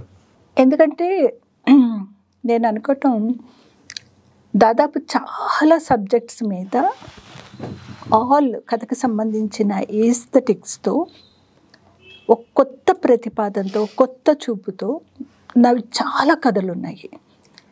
దాదాపు ఒక 160 కథల వరకు నేను రాస్తే మసిగుడ్డ లాంటి కథ అంతకుముందు లేదు, వీడిఆర్ లాంటి కథ లేదు, ఇన్స్టెంట్ లైఫ్, సాలబంజిక, కుబుసం, కొత్త చావు, ఆడిపాడిన ఇల్లు, ఇట్లా ఏ కథ తీసుకున్నా నిన్న మొన్న ముక్కుల వరకు, అంటే కాంటెంపరీ, సాలబంజిక, లాస్ ఆఫ్ ఇన్నోసెన్స్, చాలా కథలు అన్నమాట. మౌన అంటే మన ప్రభుత్వాలు ఇంకా వాళ్ళకు ఒక హక్కులు ఇవ్వకముందు వీళ్ళకి హక్కులు ఎందుకు ఉండాలి అని రాసిన కథ మౌన కథ. తర్వాత ఎయిడ్స్ మీద బోల్డ్ కథలు రాసినాను నేను. యాక్టివిస్ట్గా కాదు, వాళ్ళతో వర్క్ చేసిన, ఆ పిల్లలతో వర్క్ చేశాను నేను. అంటే అప్పుడు చాలా భయాలు ఉండేవి వాళ్ళ పట్ల, దగ్గరికి వెళ్ళటం కూడా భయపడే రోజుల్లో నాకు అవగాహన ఉండేది, వాళ్ళ గురించి అంత భయపడక్కర్లేదు. సో మీరు కథా వస్తువులు బాగా ఎన్నుకోవడం వల్ల మీరు కథకురాలుగానే గుర్తింపు పొందారే తప్ప కథకి చేసినంత న్యాయం మిగతా ప్రక్రియలకు చేయలేదా? అట్లా ఏమైనా ఉందా? అట్లా ఏం లేదు. ఎందుకంటే ఇప్పుడు మహీ నవల రాశాను. మహీ నవల రాసినప్పుడు ఇక్కడ సీరియల్గా వచ్చింది నవ్యాలో. ఆ తర్వాత సేమ్ సీరియల్ ఇది బాగుంది, కాంటెంపరీ లైఫ్ని రిప్రజెంట్ చేసింది. 3 జనరేషన్ విమెన్ ఉంటారు అందులో. సో దాన్ని తెలుగునాడి అమెరికా వాళ్ళు మళ్ళీ రీప్రింట్ చేసినారు, సీరియలైజ్ చేశారు దాన్ని. అది ఎంత కాంటెంపరీ అంటే ఈరోజు కూడా ఈ మధ్య తెలుగు కలెక్టివ్ వాళ్ళు కొత్తగా ఒక పాత నవల ఏదైనా వేద్దాము, సీరియలైజ్ చేద్దాము ఈ జనరేషన్కి అపీల్గా అంటే వాళ్ళు 2 నవలతో వచ్చారు. ఒకటి ముందు ఒక నవలతోటే వచ్చారు, అహల్యతో వచ్చారు వాళ్ళు. అహల్య తీసుకున్నా. నేనేమన్నానంటే అహల్య ఓకే కానీ మహి ఒకసారి చూడండి అంటే వాళ్ళు మహి చదివి చాలా థ్రిల్ అయ్యారు. అరే ఈరోజు కథలా ఉందండి అది అని. సో అది వాళ్ళు సీరియలైజ్ చేస్తున్నారు ఇప్పుడు. అంటే లివింగ్ రిలేషన్షిప్ మీద డిస్కషన్ పెట్టారు అదేనా? అది చివరికి వాళ్ళు పెళ్లి చేసుకోవడమే. నాకు ఇప్పుడు మీరు అంతసేపు డిస్కస్ చేసి అంటే లివింగ్ రిలేషన్షిప్ తప్పు కాదు అని చెప్పుకుంటూ చివరికి మళ్ళీగా వాళ్ళు తీరాల్సిన తీరం మాత్రం పెళ్లి అని చెప్పారు. యాక్చువల్గా అది సీరియల్ రాస్తున్నప్పుడు లివింగ్ లోనే పెట్టిన నవల వేస్తున్నప్పుడు దాన్ని తీసుకొచ్చి వాళ్ళిద్దరిని పెళ్లి చేసేసింది. మీకు అన్ని హక్కులు ఉన్నాయి. ఎందుకు చేశానని చాలా మంది అడుగుతారు, వాళ్ళని లివింగ్ లోనే పెట్టకపోయారా అని. అంటే పెళ్లిని మళ్ళీ అదే చివరికి తీరాల్సిన గమ్యం అని చెప్పాల్సి అయితే ఇప్పుడు అహల్యలో నేను రాసినప్పుడు లివింగ్ రిలేషన్స్ మీద రాసింది. ఏకకాలంలో ఒక స్త్రీ ఇద్దరిని ప్రేమించడం కూడా ఉంటుంది. అవును అవును, అది కూడా. అదైతే అసలు చాలా మంది గొడవపడ్డారా? స్త్రీలే గొడవపడ్డారు. బట్ ఆ క్యారెక్టర్ చివర్లో ఇద్దరు కావాలని చెప్పడమే సమస్య. ఇద్దరిని చాలా సినిమాలు కూడా వచ్చాయి, ఇద్దరిని ఇష్టపడతారు, ఒకరిని చూస్ చేసుకుంటారు. కానీ మీరు చెప్పిన ఎండింగ్ లో ఇద్దరు ఉంటే తప్పేంటి అనేది కదా సమస్య. అంటే అమ్మాయి ఇద్దరిని ఇష్టపడుతుంటది. షీ కాంట్ ఈ అబ్బాయి వద్దు, ఈ అబ్బాయి వద్దు, ఈ అబ్బాయి కావాలన్నది she can't decide it. So నాకు ఇద్దరు కావాలి, ఇద్దరితో స్నేహం బాగుంది అనుకుంటుంది అమ్మాయి. పెళ్లి చేసుకోవడం మాట పక్కన పెట్టి ముందు ఇద్దరితో స్నేహం బాగుంది, ఇద్దరు బాగున్నారు నాకు అనుకుంటుంది. అదే మీ కథల్లో కానీ నవల్స్ లో కానీ ఈ లైంగిక సంబంధాల పట్ల విపరీతమైన కంప్లైంట్స్ ఎందుకు మీరు ఈ సిస్టమ్ ని పూర్తిగా విమర్శించాలి, ఈ సిస్టమ్ కరెక్ట్ కాదు అని మీకు ఎప్పుడు ఏ వయసులో అనిపించింది అనేది నాకు అర్థం కాని విషయం. అది నాకు కూడా తెలియదండి. యాక్చువల్గా మన జర్నీలో మనం వెళ్తూ ఉన్నప్పుడు చాలా విషయాలు గమనిస్తూ ఉంటాం, చూస్తూ ఉంటాము. చూస్తూ ఉన్నప్పుడు ఈవెన్ నేను చాలా బయట ఇంగ్లీష్ నవల్లో అవి ఇవన్నీ చదివినప్పుడు వాళ్ళు చాలా నార్మల్గా చాలా విషయాలను డిస్కస్ చేస్తారు. ఓకే, అంటే ఆ ప్రభావం ఉందనుకోవాలా? అంటే అందులో ఇరుకు ఉండదు. అంటే ఒక అమ్మాయి అబ్బాయి కలిసి జీవిస్తున్నప్పుడు నాకు వేరే వాళ్ళ పట్ల ఒక ప్రేమ వచ్చింది అని చెప్పుకునే అంత సాన్నిహిత్యం, అండర్స్టాండింగ్ ఇద్దరు మనుషుల మధ్య ఉంటే, అమ్మాయికైనా అబ్బాయికైనా ఉంటే లైఫ్ సింపుల్. ప్రేమ చాలా సింపుల్ ఎమోషన్. దాని చుట్టూ ఇంత బరువులు ఇచ్చేసేసి గోల చేసి చేస్తారు కదా. ఒక మెచ్యూరిటీ ఉంటే విడిపోవటం ఎవరికైనా బాధే, కానీ హింస లేకుండా విడిపోవచ్చు కదా. అంటే మానసిక హింసను ఎవరు అవాయిడ్ చేయగలరు? మానసిక హింసను మనం అవాయిడ్ చేయలేము, ఫిజికల్ హింసను అవాయిడ్ చేయొచ్చు కదా. చేయొచ్చు 100%. అది ఇప్పుడు హత్యలు చేసేసుకోవడం, తగలబెట్టేసుకోవడం, యాసిడ్ ఇవన్నీ ఎందుకు? ఇప్పుడైతే ట్రోలింగ్ చేయడం ఇదంతా మొదలైంది. అవి అవసరం లేదు. ఎక్కడుంది ప్రాబ్లం దీనికి? ఆ సైకాలజీ ఎందుకు ఎక్కువ అబ్బాయిల తరపున ఉంది కదా కంప్లైంట్. తను ఇష్టపడ్డ అమ్మాయి ఇంకొకరిని ప్రేమించి పెళ్లి చేసుకుంటే మీరు చెప్పినంత ఉదాత్తంగా సరే నీ ఇష్టం వెళ్ళిపోతల్లి అని చెప్పే పరిస్థితి ఇప్పటికీ అబ్బాయిలో కనిపించదు, అమ్మాయిలు కూడా కనిపించదు. ఎందుకు కనిపించదు అంటే అది మనం ఎక్కడ నిలబడి ఆలోచిస్తున్నాము, ఎలా ఆలోచిస్తున్నాం, మన గురించి మనం ఎట్లా మనం ఇన్ని సంవత్సరాల్లో శ్రీవాదం మొదలైనప్పుడు ఉమెన్ స్టడీస్లో కాలేజెస్లో పెట్టినప్పుడు విమెన్ చాలా విషయాలు నేర్చుకున్నారు. చాలా వాళ్ళ ఆలోచన ధోరణిలో చాలా మెచ్యూరిటీ వచ్చింది. సో అబ్బాయిలకి కూడా అట్లాంటి ఒక జెండర్కి సంబంధించిన క్లాసెస్, పుస్తకాలు చాలా అవసరం. అమ్మాయిల్లో వచ్చింది, ఇప్పుడున్న అబ్బాయిల్లో లేరు, అబ్బాయిలు వెనకబడి ఉన్నారు అని అంటారు. అది మెచ్యూరిటీ లెవెల్లో కొంచెం తేడాలు ఉన్నాయి. ఎక్కడుంది అది? పెంపకంలో ఉందా, సమాజంలో ఉందా? పెంపకం ఒకటే, ఎడ్యుకేషన్ సిస్టంలో ఉందా? అన్నిట్లో కలగలిసి ఉంటుంది. ఎందుకంటే చైల్డ్ 5 years తర్వాత నుంచి ఇంకా ముందు నుంచే స్కూల్కి వస్తారు. స్కూల్ అట్మాస్ఫియర్ ఇంపార్టెంట్, ఇంట్లో అట్మాస్ఫియర్, తన చుట్టుపక్కల నైబర్హుడ్ ఇంపార్టెంట్. వీటన్నిటి నుంచి అతను ఎదగాలి అంటే ప్రతి చోట అది ఉండాలి. లేకపోతే చైల్డ్ అదే నేర్చుకుంటూ ఉంటారు. అంటే మనకి చాలామందికి బిడ్డల శిక్షణ అని తెలంగాణ రాశారు. అది ఈ రోజు కూడా ఎందుకు రిలవెంట్ అంటే, ఒక మొక్కని మనం తెచ్చి ఇంట్లో వేసినప్పుడు ఏ మట్టి వేయాలి, ఏ నీళ్ళు వేయాలి, ఏ ఎరువు వేయాలి అంత ఆలోచిస్తామే. ఒక చైల్డ్ని ప్రపంచంలోకి తెచ్చినప్పుడు ఆ చైల్డ్ని ఎట్లా పెంచాలి? మరి ఇప్పుడు ఎవరిని ఎడ్యుకేట్ చేయాలి? పేరెంట్స్ నా పిల్లల్ని? అందరూ ఏకకాలంలో అందరూ ఎడ్యుకేట్ అవ్వాలి. ఇల్లు బాగుంది, స్కూల్ బాగాలేక. పిల్లలు స్త్రీల విషయంలో ఇలా తయారవడానికి అబ్బాయిలకి ఇది కారణం అని విశ్లేషిస్తూ, అంటే మీరు చెప్పిన ఈ సిస్టమ్ అంతా బాధ్యత వహించాల్సి ఉంటుంది అనే యాంగిల్ ఏదైనా ఉందా కదా? నేను మిస్ అయ్యాను. సహస్రలో రాశారా? సహస్రలో అతను చాలా పియర్ గ్రూప్ ప్రెషర్ ఉంటుంది. అబ్బాయి కాలేజ్లో చదువుకుంటుంటాడు, ఎవరే అది వెళ్ళిపోయింది రా వేరే వాళ్ళు. పియర్ గ్రూప్ ప్రెషర్ ఒకటి తట్టుకోలేరు పిల్లలు. దాన్ని సహస్ర అన్న అమ్మాయి ప్రాసెస్ చేస్తుంది.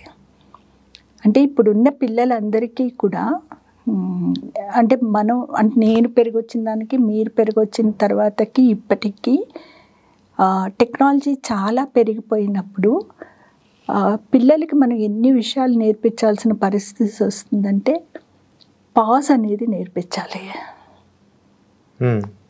వాళ్ళకి అడిగినవన్నీ ఇచ్చేయటం ప్రేమ కాదు, అదొకటి నేర్పించాలి. నో చెప్పినప్పుడు దాన్ని అర్థం చేసుకోవడం అది చిన్నప్పటి నుంచి రావాలి. నో చెప్పడం అంటే ప్రేమ లేక కాదు అన్నది వాళ్ళకి అర్థమయ్యేటట్టు ఉండాలి. అంటే ఇది చాలా కాంప్లెక్స్ ఉంటుంది. ఎందుకు ఉంటుంది అంటే ఇంటికి బయట ప్రపంచానికి మధ్య ఒక బ్యాలెన్స్ రావాలి. అదే మనం ఇంత 70 ఏళ్ళ సాహిత్య చరిత్ర తీసుకుంటే తెలుగులో మొత్తం అన్ని చోట్ల స్త్రీ పురుష సంబంధాలకు చర్చ జరుగుతూనే ఉంది. అది ఇంకప్పటికీ తరిగేలా లేదు. కొత్త సమస్య, ఇంకో కాంప్లెక్సిటీ వస్తున్నట్టు. ఇప్పుడు నేను మనుషుల మధ్య ఇంత పెద్ద సాహిత్యం, ఇంత పెద్ద జీవితం, ఇంత పెద్ద సినిమాలు ఇంత వస్తున్నా ఇంకా దాని సొల్యూషన్ దొరకట్లా. అది ఇట్స్ నాట్ పిల్ల కాదు కదండి. పిల్ల వేసుకుంటే జ్వరం తగ్గిపోతుంది, ఎలర్జీ వాడుతున్నాం కదా. అంటే దానికి సోషల్ సైంటిస్టులు, పేరెంట్స్, ఎడ్యుకేషన్ అందరూ కలిసి అచీవ్ చేయాల్సిన విషయం అది.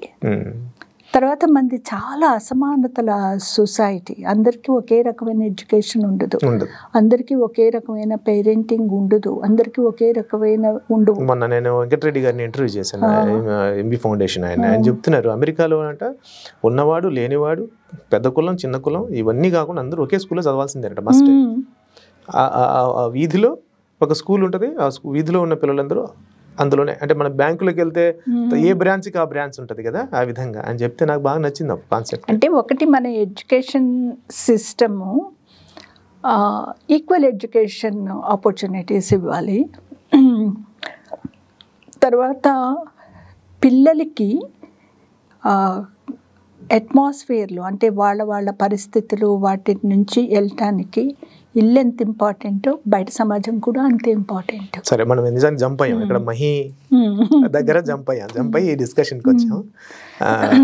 మహి కథ దగ్గర చివరిలో మళ్ళీ పెళ్లి దగ్గరికి వెళ్ళారు అంటే నేను అప్పుడు అట్లా అనుకోలేదు అని అన్నారు. ఇప్పుడు మళ్ళీ ఆ పుస్తకం వేస్తున్నప్పుడు నేను మార్చారా, సేమ్ అట్లాగే ఉందా ముగింపు? అలాగే ఉంది. మళ్ళీ అదే ప్రేమ కథల్లో నేను పెళ్లికి వ్యతిరేకం కాదు అని వాక్యం ఉంటది. పెళ్లికి ఎందుకు వ్యతిరేకంగా ఉండాలండి?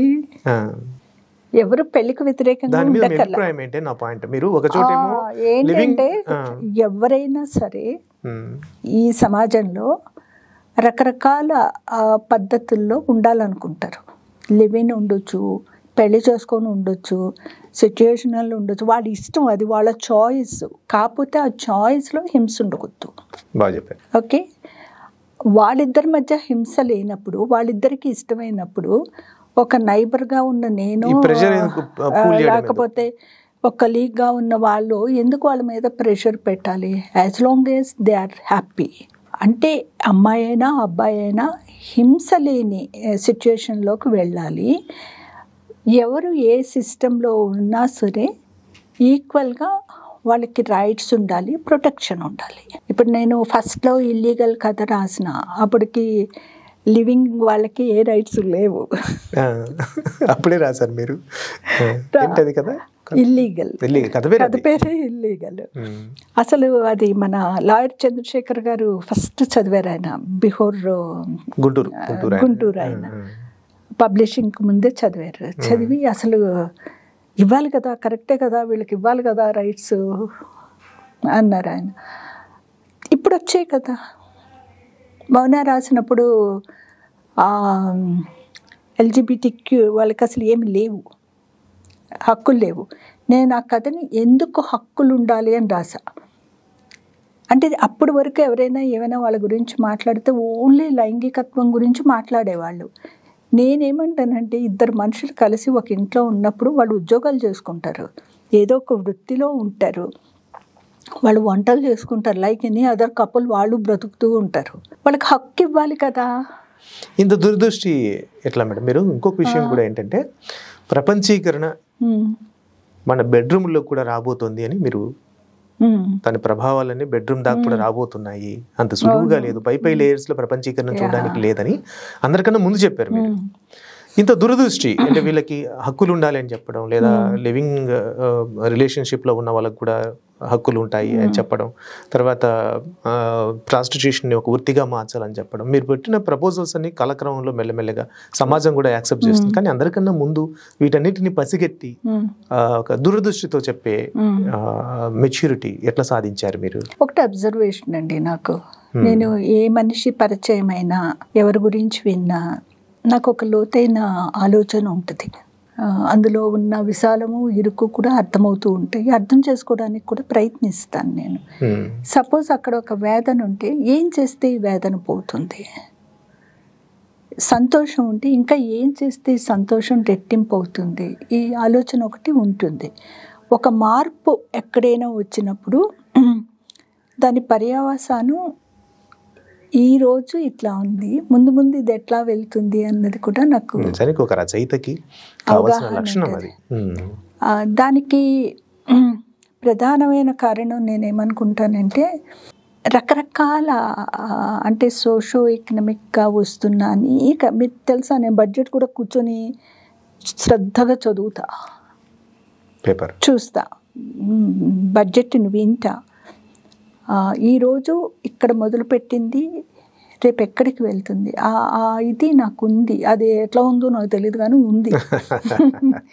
సెకండ్, నాకు సూక్ష్మంగా పట్టుకోగలిగింది ఏంటంటే యంగ్ పీపుల్. నాకు ఆ రోజు నుంచి ఈ రోజు వరకు నేను రాసే ప్రతి కథలో యంగే ఉంటారు. పైగా మీరు ఆ తరాన్ని పాత తరాన్ని మీ సమకాలికుల్ని అందరినీ కలుపుకుపోతున్నారు. వాళ్ళే ఉంటారు. నాకు అది కూడా అద్భుతమైన రిలేషన్షిప్. అది ఆ టెక్నిక్ కూడా అందరినీ కలుపుకోలేము కదా. మీరు ఇప్పటికీ కొత్త వాళ్ళు ఎవరైనా కొత్త కథ రాస్తే వెంటనే వాళ్ళకి ఫోన్ చేసి బాగా రాసామమ్మా అని చెప్తారు. కానీ చాలా సీనియర్లు అలా ఉండరు, బాగుంటారు. నాకు ఎప్పుడు కూడా పిల్లలు యంగ్ పిల్లలు, నా కాలంలో నా ఏజ్ గ్రూప్, నా తర్వాత ఏజ్ గ్రూప్, అందుకే నాకు 4-5 జనరేషన్ల అభిమానులు పాఠకులు ఉంటారు. సో ఇప్పుడు ప్రజెంట్ జనరేషన్ని ఇప్పుడు అందరూ జంజీ ఇట్లా అంటారు కదా. మొన్న ఎవరో అన్నారు వీళ్ళ మీద ప్రేమ కథ రాయటం కష్టమో అన్నారు. క్రియేటివ్ ఎబిలిటీ లేక కష్టం మీక అన్నాను నేను. మీరు రాసారా? నా దాంట్లో ఉంది కదా ముక్లాలో. ఓకే, ముక్లాలో దాని మీద మహర్షి గారు కూడా ఒక వీడియో చేసినారు. దాని మీద ముక్లాలో ఉన్న కథల్లో జంజీ కథలు ఉంటాయి కదా. అంటే అసలు వంట రాకపోతే కూడా డైవోర్స్ వెళ్ళిన ఫ్యామిలీస్ బోల్డ్ ఉన్నాయి. అసలు పెళ్లి చేసుకోరు కదా, మొట్టమొదటి ప్రశ్న అది. పెళ్లి చూపులు అక్కడి నుంచి మొదలవుతాయి. అంటే నాకు ఆ వంట కథ రాసినప్పుడు గమ్మత్తుగా నాకే అనిపించిన విషయం ఏంటంటే, ఒక ఇన్సిడెంట్ విన్నప్పుడు అనుకున్నాను, ఆ పిల్లవాడు అమ్మాయి ఇద్దరు చదువుకున్నారు, ఉద్యోగాలు చేసే మనిషే. ఆ పిల్లాడు ఏమంటాడంటే ఈ వంట నువ్వు చేయాలి అంటాడు, వంట చేయాలి అంటాడు. ఆ అమ్మాయి నాకు వంట రాదు అంటది. అసలు అబ్బాయికి ఆడపిల్లలకు వంట రాదన్న కాన్సెప్ట్ తెలియదు. తన ఇంట్లో తన తల్లి అక్క చెల్లెళ్ళు అందరూ చేస్తూ ఉంటారు కాబట్టి ఆడపిల్లలకు వంట రాదా అని ఆశ్చర్యపోతుంటాడు ఈ జనరేషన్ వల్ల. సో స్టీరియో టైప్ థాట్స్ని ఎక్కడ బ్రేక్ చేసుకోవాలో చూడాలి. ఇంకొక విషయం పద్మ గారు, ఇప్పుడు మీరు కవిత్వంలో కానీ కథల్లో కానీ ఈ సీతాకోక చిలుకకి సంబంధించిన ప్రతీకలు ఎక్కువగా ఉంటాయి. ఆ సీతాకోక చిలుకలతో ఎప్పుడు ప్రేమలో పడ్డారు? సీతాకోక చిలుకలన్నీ నావే. మొత్తం మొత్తం పొయిటరీ నిండా సీతాకోకచిలుకల ప్రతీకలు ఉంటాయి, కథలకి శీర్షికలుగా కూడా పెట్టారు మీరు. మీకు అనిపించట్లేదా రిపిటేషన్ వస్తుందేమో, ఒకే ప్రతీక మళ్ళీ మళ్ళీ వస్తుందేమో అట్లా ఏమో అనిపించదా? మరి ఆపుకోలేనంత ప్రేమ, ఏం చేద్దాం. ఎట్లా మొదలైంది ప్రేమ? మా ఫాదరు జాబ్ చేసి చాలా ప్లేసెస్ తిరుగుతుండేవారు. నేను బాగా చిన్నగా ఉన్నప్పుడు కొన్నాళ్ళు కడియంలో పనిచేశారు. పూలవనం అంటే అసలు మా ఇంటి ఫస్ట్ ఫ్లోర్లో ఉండేది ఇల్లు. పెద్ద బాల్కనీకి ఒక పెద్ద విండో ఉండేది హాల్కి, గ్రిల్ తోటి. ఇక్కడి నుంచి కనుచూపు మేరంతా వరి పొలాలు ఆకు పచ్చగా ఉండేవి. ఏ కాలంలో ఎట్లా ఉండేవో నాకు బాగా రిజిస్టర్ అయిపోయింది. విపరీతమైన పూల తోటలు. ఆ పూల తోటలకి ఎప్పుడు వెళ్ళినా సరే ఆ గులాబీ పూలు, కనకాంబరాలు, మల్లెపూలు ఇట్లా అసలు ఎన్ని ఉండేవి అన్నమాట. వాటన్నిటికంటే నన్ను ఎక్కువ ఆకర్షించేది వాటి కోసం వచ్చే సీతాకోకచిలుకలు గుంపులు గుంపులు ఉండేవండి. మీరు గమనిస్తే ఎల్లో కలర్ ఉంటాయి అనుకోండి, ఒక చోట అంతా కుప్ప పోసి ఎల్లో కలర్వే ఉంటాయి. మన దగ్గరికి వెళ్ళగానే ఇలా ఎగురుతాయి, ఇంకో చోట ఇంకొకటి. అట్లా అట్లా అరకు వెళ్ళినప్పుడు కూడా చూశాను నేను. అందుకే వనమాల కథలో పూర్తి అరకు రాసినప్పుడు కూడా అదే రాసా. యాక్చువల్గా నేను సీతాకోకచిలుకల్ని అంత రాస్తున్న కాలంలో ఇంకో పక్క ఇంకో లిటరేచర్లో సీతాకోకచిలుకని ఇంకో అర్థంలో వాడుతుంటే నాకు అప్పట్లోనే చిన్న డౌట్ వచ్చేది, ఏంటి ఇంత అందమైన సీతాకోకచిలుకని వేరుగా కొంచెం తేలిక మాట్లాడతారు ఏంటి వీళ్ళుగా అనుకునేదాన్ని. సో చినుకుపూల సీతాకోకచిలుక అని ఒక కాలం రాసినాను కదా. సీతాకోకచిలుకలు చాలా ఇష్టము, కానీ విడదీయలేను. అంటే బాగా సమస్యాత్మక కథల్ని, గంభీరమైన కథల్లో కూడా మీరు రొమాంటిసైజ్ చేసి ఎక్కువ రాస్తారేమో అన్న ఒక విమర్శ కూడా ఉంది. అంటారండి చాలా మంది, సీరియస్ వాళ్ళు అంటారు, ఈ ప్రకృతి వన్న ఇదంతా పక్కన పెట్టి రాయి అని. అది లేకపోతే కుప్పిల్ పద్మ లేదు. పెద్ద మాట. ఎందుకు లేదు అంటే అది మీ స్టైల్, యూనిక్నెస్. నా ఆత్మ ప్రకృతిలో ఉంటుంది. అది తీసి రాస్తే నాకు వెలితిగా ఉంటుంది. అంటే ఒక మంచి వంటకంలో ఉప్పు లేకపోతే ఎట్లా ఉంటుంది. శీర్షికలు కూడా పెద్ద పెద్దగా పెట్టడానికి ఏదైనా కారణం ఉందా? పొయిటిక్గా అంటే కదా. కథ కూడా పొయిటిక్గా ఉండడం వల్లేనేమో కథకురాలుగానే మీరు ఎక్కువ హైలైట్ అయ్యారు. అదేమన్నా మీకు అవరోధంగా మారుతుందేమో, అది కూడా కాదా? అట్లేం కాదా? లేదు, నాకైతే ఏమి లేదు, పాఠకులకు కూడా ఏమీ లేదు. ఎందుకంటే విమర్శకులకి సమస్య, విమర్శకులకి చాలా ఉంటాయి, ఎన్ని సమస్యలు ఉంటాయో చెప్పలేను. వాళ్ళు ఏమి రాస్తే విమర్శ ఏదైనా ఉందా? బేసిక్గా నా మొదట మనసుకో దాహం వచ్చినప్పుడు ఈ పువ్వులు, ఈ ప్రకృతి ఇదంతా తీసి రాయొచ్చు కదా అని ఫస్ట్ కథల్లో పూల జలపాతం, మనసుకో దాహం ఇట్లాంటి పేర్లతోటి, శిశిర వసంతం, ఏమిటి ఇట్లా అప్పటి వరకు అట్లాంటి టైటిల్స్ లేవు పెద్దగా. మన కథ రాస్తే దాదాపు 2 లైన్లు ఉంది, వాళ్ళు కూడా మార్చట్లా.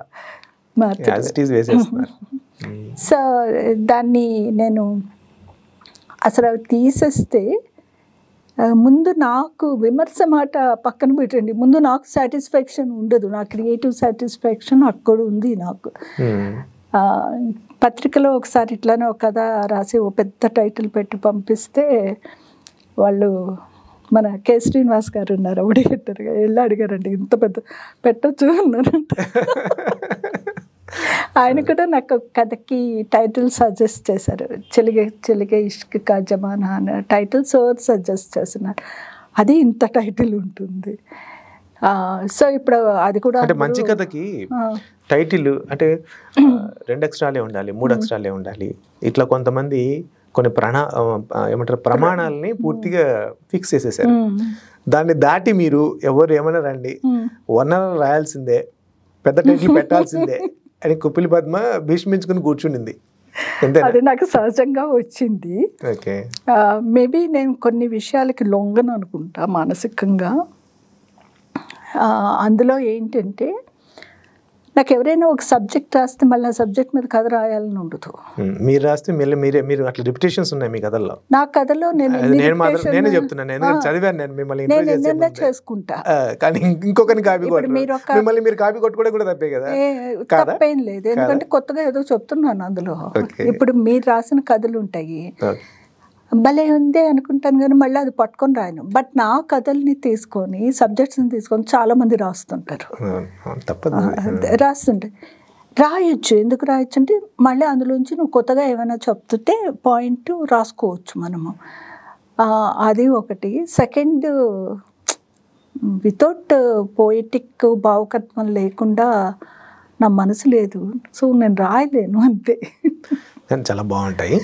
బట్ ఇంకా సంభాషణలకు సంబంధించి కూడా కొంతమంది కంప్లైంట్ చేస్తూ ఉంటారు, ఇంగ్లీష్ తెలుగు ఇట్లా ఏదో ఒక ఎక్కడో చెప్తారు ఏంటంటే ఇంగ్లీష్ పదాలు ఎక్కువ వాడతాను అని. ఇప్పుడు ఆ సంభాషణలో ఉన్న వాళ్ళందరూ అర్బన్ పిల్లలు, స్త్రీలైనా పురుషులైనా అర్బన్. వాళ్ళు మాట్లాడే ఆ భాషే మాట్లాడతారు. అది తీసేస్తే చాలా ఆర్టిఫిషియల్గా ఉంటుంది. సో నిజ జీవితంలో ఏ భాష అయితే మాట్లాడతారో ఆ భాష ఎట్లా మిక్స్డ్ లాంగ్వేజ్ ఉంటుందో అదే మిక్స్డ్ లాంగ్వేజ్ని తీసుకురావడం వల్ల సహజత్వం ఉంటుంది అని మీరు చెప్తున్నారు.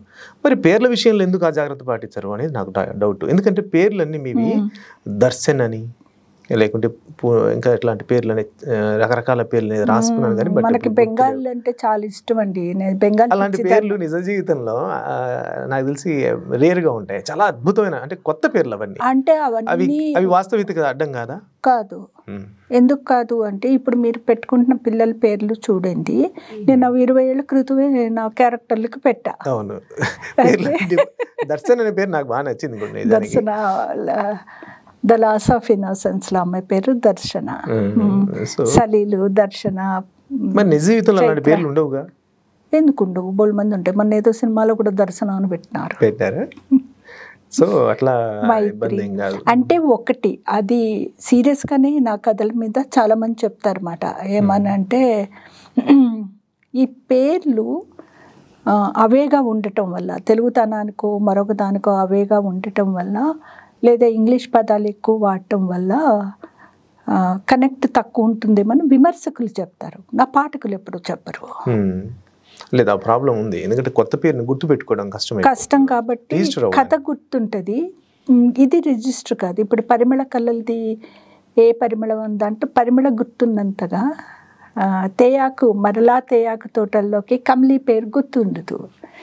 బట్ కమ్లీ పేరు తెలుసు కాబట్టి అయినా కూడా మీరు స్టైల్ కాబట్టి నేను ఇలాగే రాస్తానని. అంటే నాకు ఆ కొత్తదనం పట్ల ఒక ఇష్టం ఉంటుందండి. కొత్త పేర్లు కొత్తగా ఉండేది. పాత అంటే ఇప్పుడు రాజేశ్వరి పేరు నాకు చాలా నచ్చుతుంది. మైదానంలో రాజేశ్వరి, అది తెలంగాణ రాజేశ్వరి. మళ్ళీ కుబిల్బద్ ఇంకో రాజేశ్వరిని ఎందుకు రాయాలి? మహి రాయొచ్చు, మహిమ రాయొచ్చు, దర్శన రాయొచ్చు. కొన్నాళ్ళకు వాళ్ళే ప్రపంచీకరణ మొదలయ్యాక 90s లో అందరూ కూడా కుల వృత్తుల మీద పడిపోయారు. వృత్తి కథలు విపరీతంగా రాశారు. ఈ వృత్తుల మీద ఎలా ప్రభావం చెప్తారు మీరు? స్త్రీ కోణంలోంచి ప్రపంచీకరణ విషయాల్ని బాగా ప్రభావవంతంగా చెప్పారు. అంటే ప్రపంచీకరణ స్త్రీలపై ఇలా ఉండబోతుంది అని మీరు అప్పుడే గ్రహించి రాశారు. ముఖ్యంగా నగరాల్లోని స్త్రీల పట్ల మీ అబ్జర్వేషన్ అంత నిశ్చితంగా ఉండడానికి కారణం ఏంటి?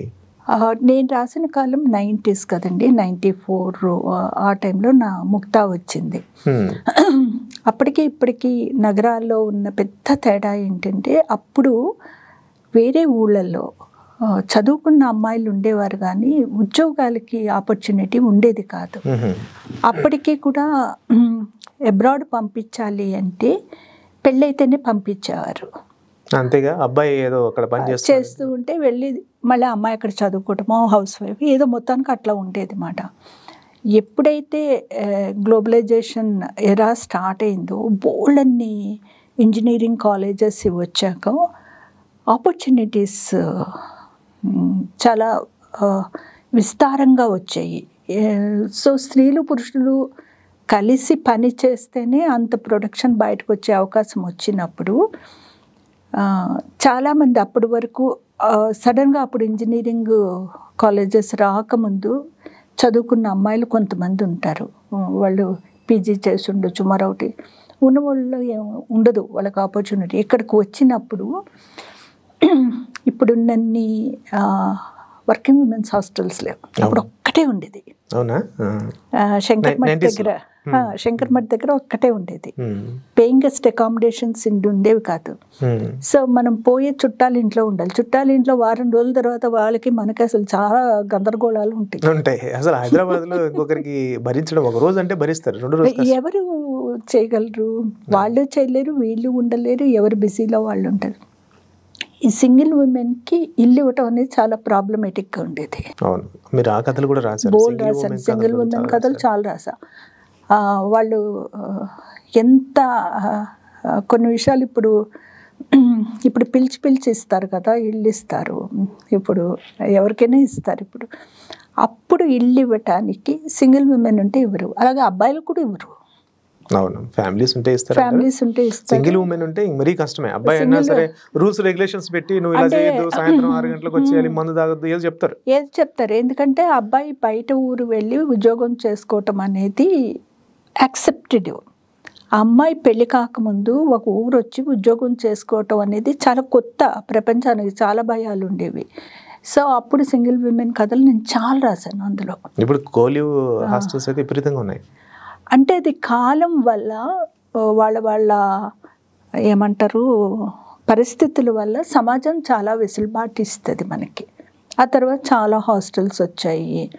అంటే అది కూడా హాస్టల్ కూడా ఒక వ్యాపారం కదండి. అంతమంది అమ్మాయిలు అంతమంది అబ్బాయిలు లేకపోతే ఓ పెద్ద హాస్టల్ పెట్టి ఎట్లా నడుపుతారు? నడపలేరు కదా. సో అందుకని అన్ని కథలు రాయగలిగిన.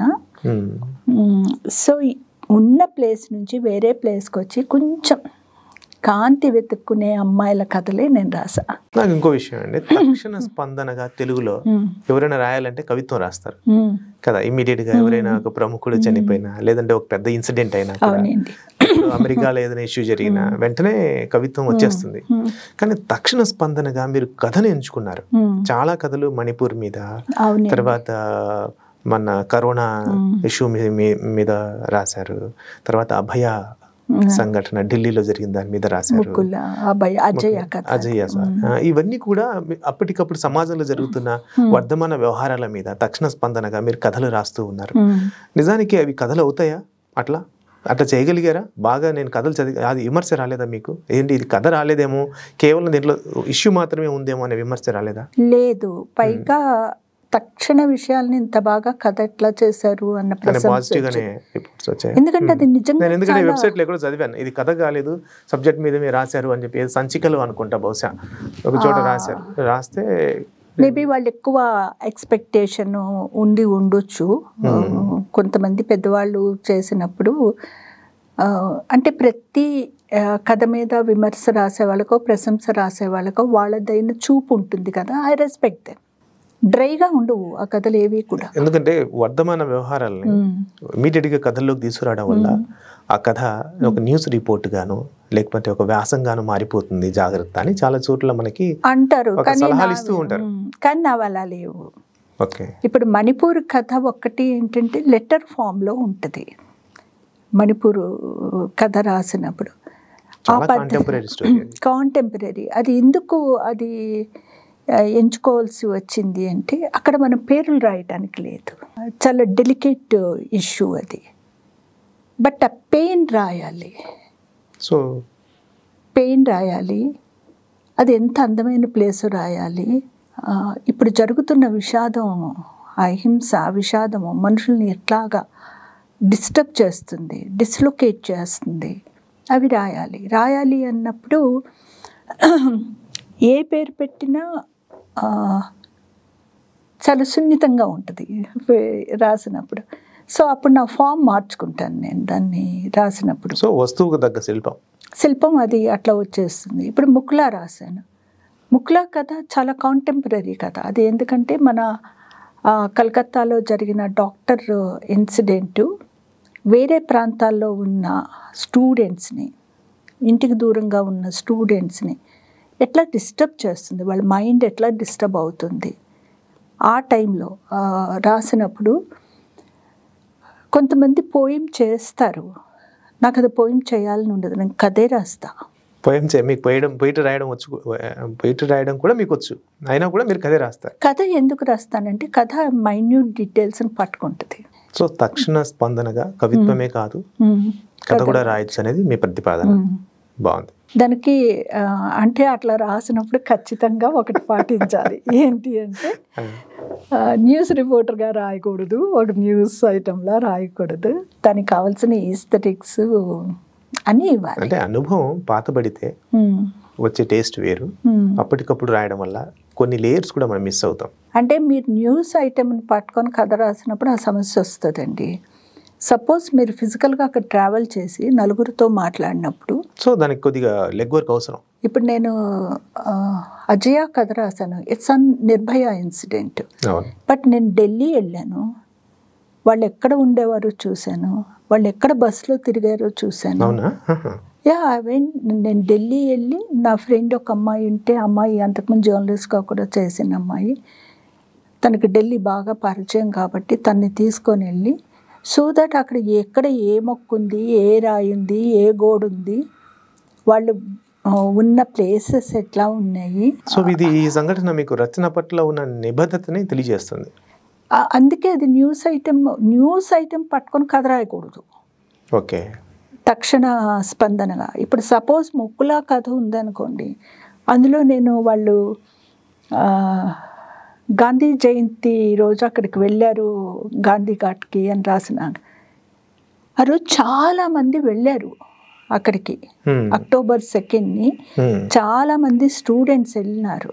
సో సరైన క్రాస్ చెకింగ్ లేకుండా, లెగ్ వర్క్ చేయకుండా మనం ఫిజికల్గా మనం వెళ్ళి మన కళ్ళతో చూడాలి, మనం ఆ మొత్తాన్ని శ్వాసించాలి, ఎక్కడ ఏ ఉందో తెలుసుకోవాలి. 4 గోడల మధ్య కూర్చొని ఏసీ రూమ్ లో కూర్చొని కథలు కుదరదు. అది అసలు కథే కాదు. ఇప్పుడు సపోజ్ పరిమళ కలల్ది ఏ పరిమళం అన్న కథ ఉంది, అది అగరబత్తులు చేసినప్పుడు కాలం అంతా ఒక అగరబత్తి వాసనే తోటే వాళ్ళ జీవితం ఉన్నప్పుడు, కరోనా వచ్చినప్పుడు వాసనే కోల్పోయిన తల్లి జీవితం కదా అది. సో ఇప్పుడు అది అసలు ఎట్లా చేస్తారు, ఎందుకు చేస్తారు, చేసినప్పుడు వాళ్ళ చేతులు ఎలా ఉంటాయి కనుక్కోవాలి, అది చూడాలి. చూస్తేనే మనం దాని మీద రాస్తాం. నాకు ఇప్పటికీ కూడా బాగా గుర్తేంటంటే, మొదట్లో ఒకసారి ఒక అమ్మాయిని దుబాయ్ ఒక ఎవరికో షేక్ ఇచ్చి పెళ్లి చేసినప్పుడు ఆ అమ్మాయిని ఫ్లైట్లో ఒక అమ్మాయి ఎయిర్ హోస్టెస్ రక్షించిన కేసు ఒకటి ఉంది, ఎప్పుడో చాలా సంవత్సరాల క్రితం. దానికి ఫ్యాక్ట్ ఫైండింగ్ కమిటీగా వెళ్తున్న వాళ్ళతో నన్ను కూడా పిలిస్తే నేను పోయి వచ్చాక నా కాలం రాశాను నేను. అందులో ఉన్న ఒక అమ్మాయి నన్ను ఏమడిగిందంటే, మేము కూడా నీతోటే ఉన్నాం కదా, నీకు అన్ని విషయాలు ఎలా కనబడ్డాయన్న. ఎందుకు అంటే చిన్న గది అండి అది, ఓల్డ్ సిటీలో చాలా చిన్న గది. ఆ గదిలో గోడలు చూస్తే కాస్మోటిక్ అడ్వర్టైజ్మెంట్ పేపర్లో వస్తాయి కదా, అవి కట్ చేసి అంటించున్నాయి. అంటే అన్ని కళలు ఉన్న అమ్మాయి, అందమైన కళలు ఉన్న అమ్మాయి ఆ పాప. కానీ అమ్మాయి లైఫ్ అలా అవ్వటం అనేది బాధ కదా. సో నేను ఆ ప్లేస్కి వెళ్ళకపోతే నేను ఊహించలేను. కవిగా, రైటర్గా మనం కొన్ని ఊహిస్తాము, కొన్నిటిని తీసుకొస్తాము. బట్ ఒక రియల్ ఇన్సిడెంట్ని, ఒక రియల్ పెయిన్నో సంతోషాన్నో మరొకటో రాయాలి అంటే మనం ఉండాలి. ఇప్పుడు నాదొక పెద్ద ప్రేమ కథ ఉంటుంది, బెంగాల్ నేపథ్యంలో, కలకత్తా దీంట్లో ఉంటుంది. అందులో ఒక సీన్ ఉంటుంది, రవీంద్రనాథ్ ఠాగూర్ గారిది. మనం ఎక్కడా కూడా ఆయన నవ్వుతున్న ఫోటో చూడం. కలకత్తాలో ఆయన ఇంటిలో విజిటర్స్ని అలో చేస్తారు. వెళ్ళినప్పుడు ఒక చోట ఎంత బ్యూటిఫుల్ అంటే, కింద కూర్చొని అందరూ ఫ్యామిలీ మెంబర్స్ భోజనం చేస్తూ ఉంటారు. ఠాగూర్ గారు ఇలా తిప్పి నవ్వుతూ ఉన్న ఫోటో ఉంటుంది. ఆ ఒక్క ఫోటోలోనే నవ్వు కనిపించింది నాకు. నేను అది ఆ కథలో రాసా. అంటే వాళ్ళు మనల్ని కెమెరాలు ఏమి ఎలో చేయరు, ఫోన్లు ఏమి ఎలో చేయరు. చూడకపోతే నేను రాయలేను కదా. ఆ సో కథలో ప్రత్యక్ష అనుభవం అనేది రచయితకు అవసరం. రచయితకి చాలా అవసరం. ఈ పెద్ద జర్నీలో మనం ముగిద్దాం. నేను మళ్ళీ ఎక్కువ మిమ్మల్ని విసిగించను. నాకేం విసుగ్గా లేదు. ఇంత పెద్ద జర్నీలో కబుర్లు చెప్పుకోవడం బాగుంటుంది కదా. ఇంకా మిగిలిపోయిన వ్యాక్యూమ్ ఏదైనా ఉందా మీరు అబ్జర్వేషన్ లో? ఇంకా ఇది రాస్తే బాగుండు, ఇక్కడ ఇంకా నేను టచ్ చేయలేకపోయాను అనే అంశాలు ఏమైనా ఉన్నాయా? నాటకం రాయలేదు సార్ ఇప్పటి వరకు. అంటే నేను అనేది సాహిత్య ప్రక్రియల గురించి అని, అట్లా వస్తువుల గురించి. స్త్రీ జీవితంలో ప్రధానంగా పలానా చోట వ్యాక్యూమ్ ఉంది, దీన్ని ఫిల్ చేయాలి అని అట్లా. అంటే మన జీవితాల్లో ఏ రోజుకి ఆ రోజు రాయాల్సినవి చాలా కనబడుతూ ఉంటాయి. మరి రాబోయే చిత్రం ఏంటి?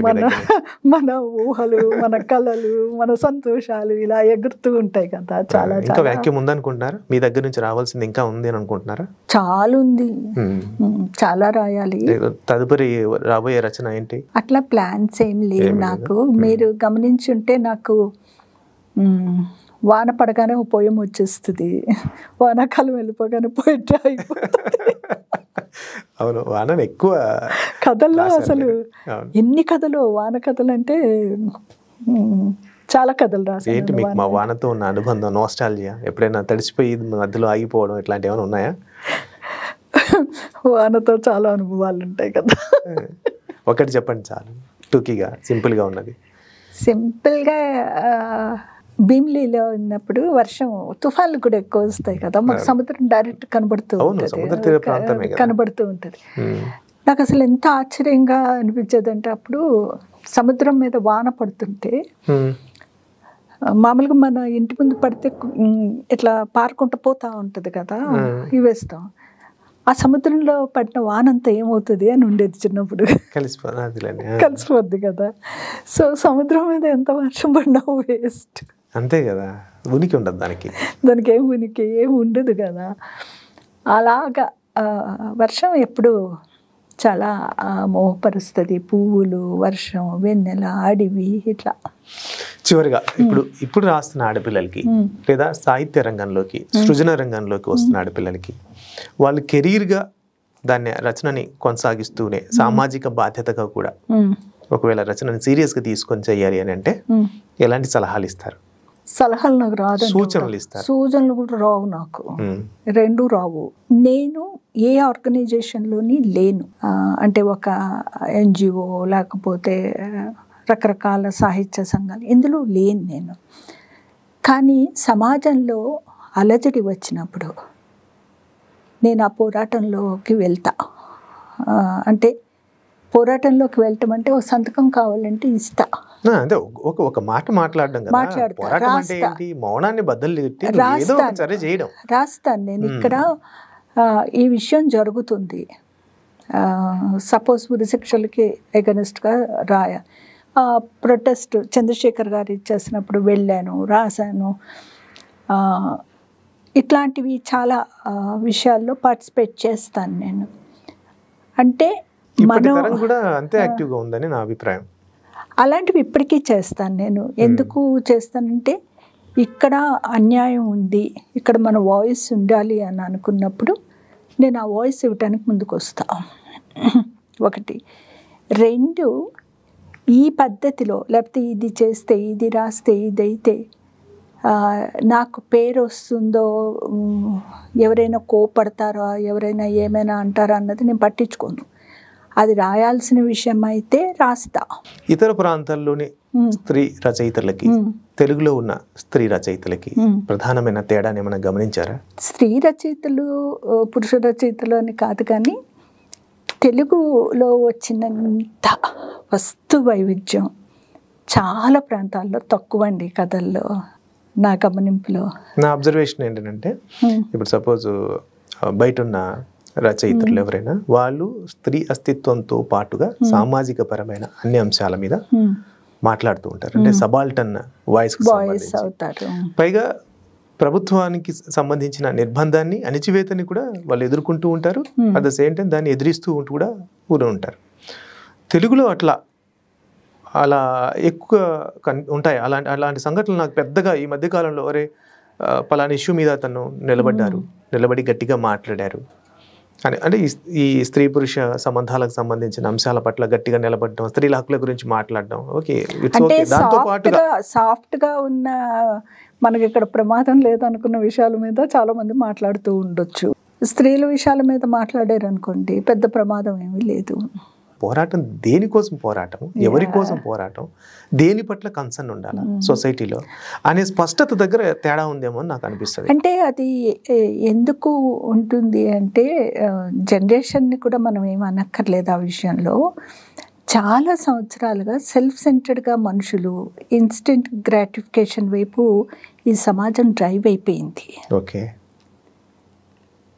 ముందు నాకు నేను ఇంపార్టెంట్ అన్నది నా సమస్య ప్రపంచ సమస్య అంతే, అది చాలా ఇంపార్టెంట్ అయ్యింది. ఇది చాలా సంవత్సరాలుగా వచ్చింది మాట. అంటే అది ఎందుకు వచ్చింది అంటే దానికి చాలా కారణాలు ఉంటాయి. ఒక మనిషి అట్లాగా టర్న్ అవ్వటానికి అవన్నీ అబ్జర్వ్ చేయాలి, అవన్నీ చేయాలి. తర్వాత క్రిటికల్ మాస్ అనేది ఒకటి ఉంటుంది కదా మనందరికీను. అంటే ఉద్యోగం చేయాలి, కెరియర్ ఇంపార్టెంట్, ఇట్లాంటివి వచ్చినప్పుడు సెల్ఫ్ లవ్ ఇంపార్టెంటు, పక్క వాళ్ళ గురించి ఎక్కువ వెళ్ళకూడదు, ప్రైవసీ, ఇవన్నీ ఏవైతే ఉన్నాయో, నా స్పేస్, ఇవన్నీ ఏవైతే ఉన్నాయో, స్పేస్ గురించి కూడా నేను చాలా మాట్లాడినాను. నా స్పేస్ నాకు ఉండాలి అంటే పక్కన జరుగుతున్న ఇరుకుని పట్టించుకోకుండా ఉండటం అన్నది కాదు. అది మెల్లగా అర్థమవుతుంది. నిజానికి నాకేమనిపిస్తుంది అంటే చాలా జనరేషన్స్ కంటే ఇప్పుడు జనరేషన్కి బయటికి కనిపించిన క్రైసిస్ చాలా ఉంది. Okay, valid point. చాలా ఉంది.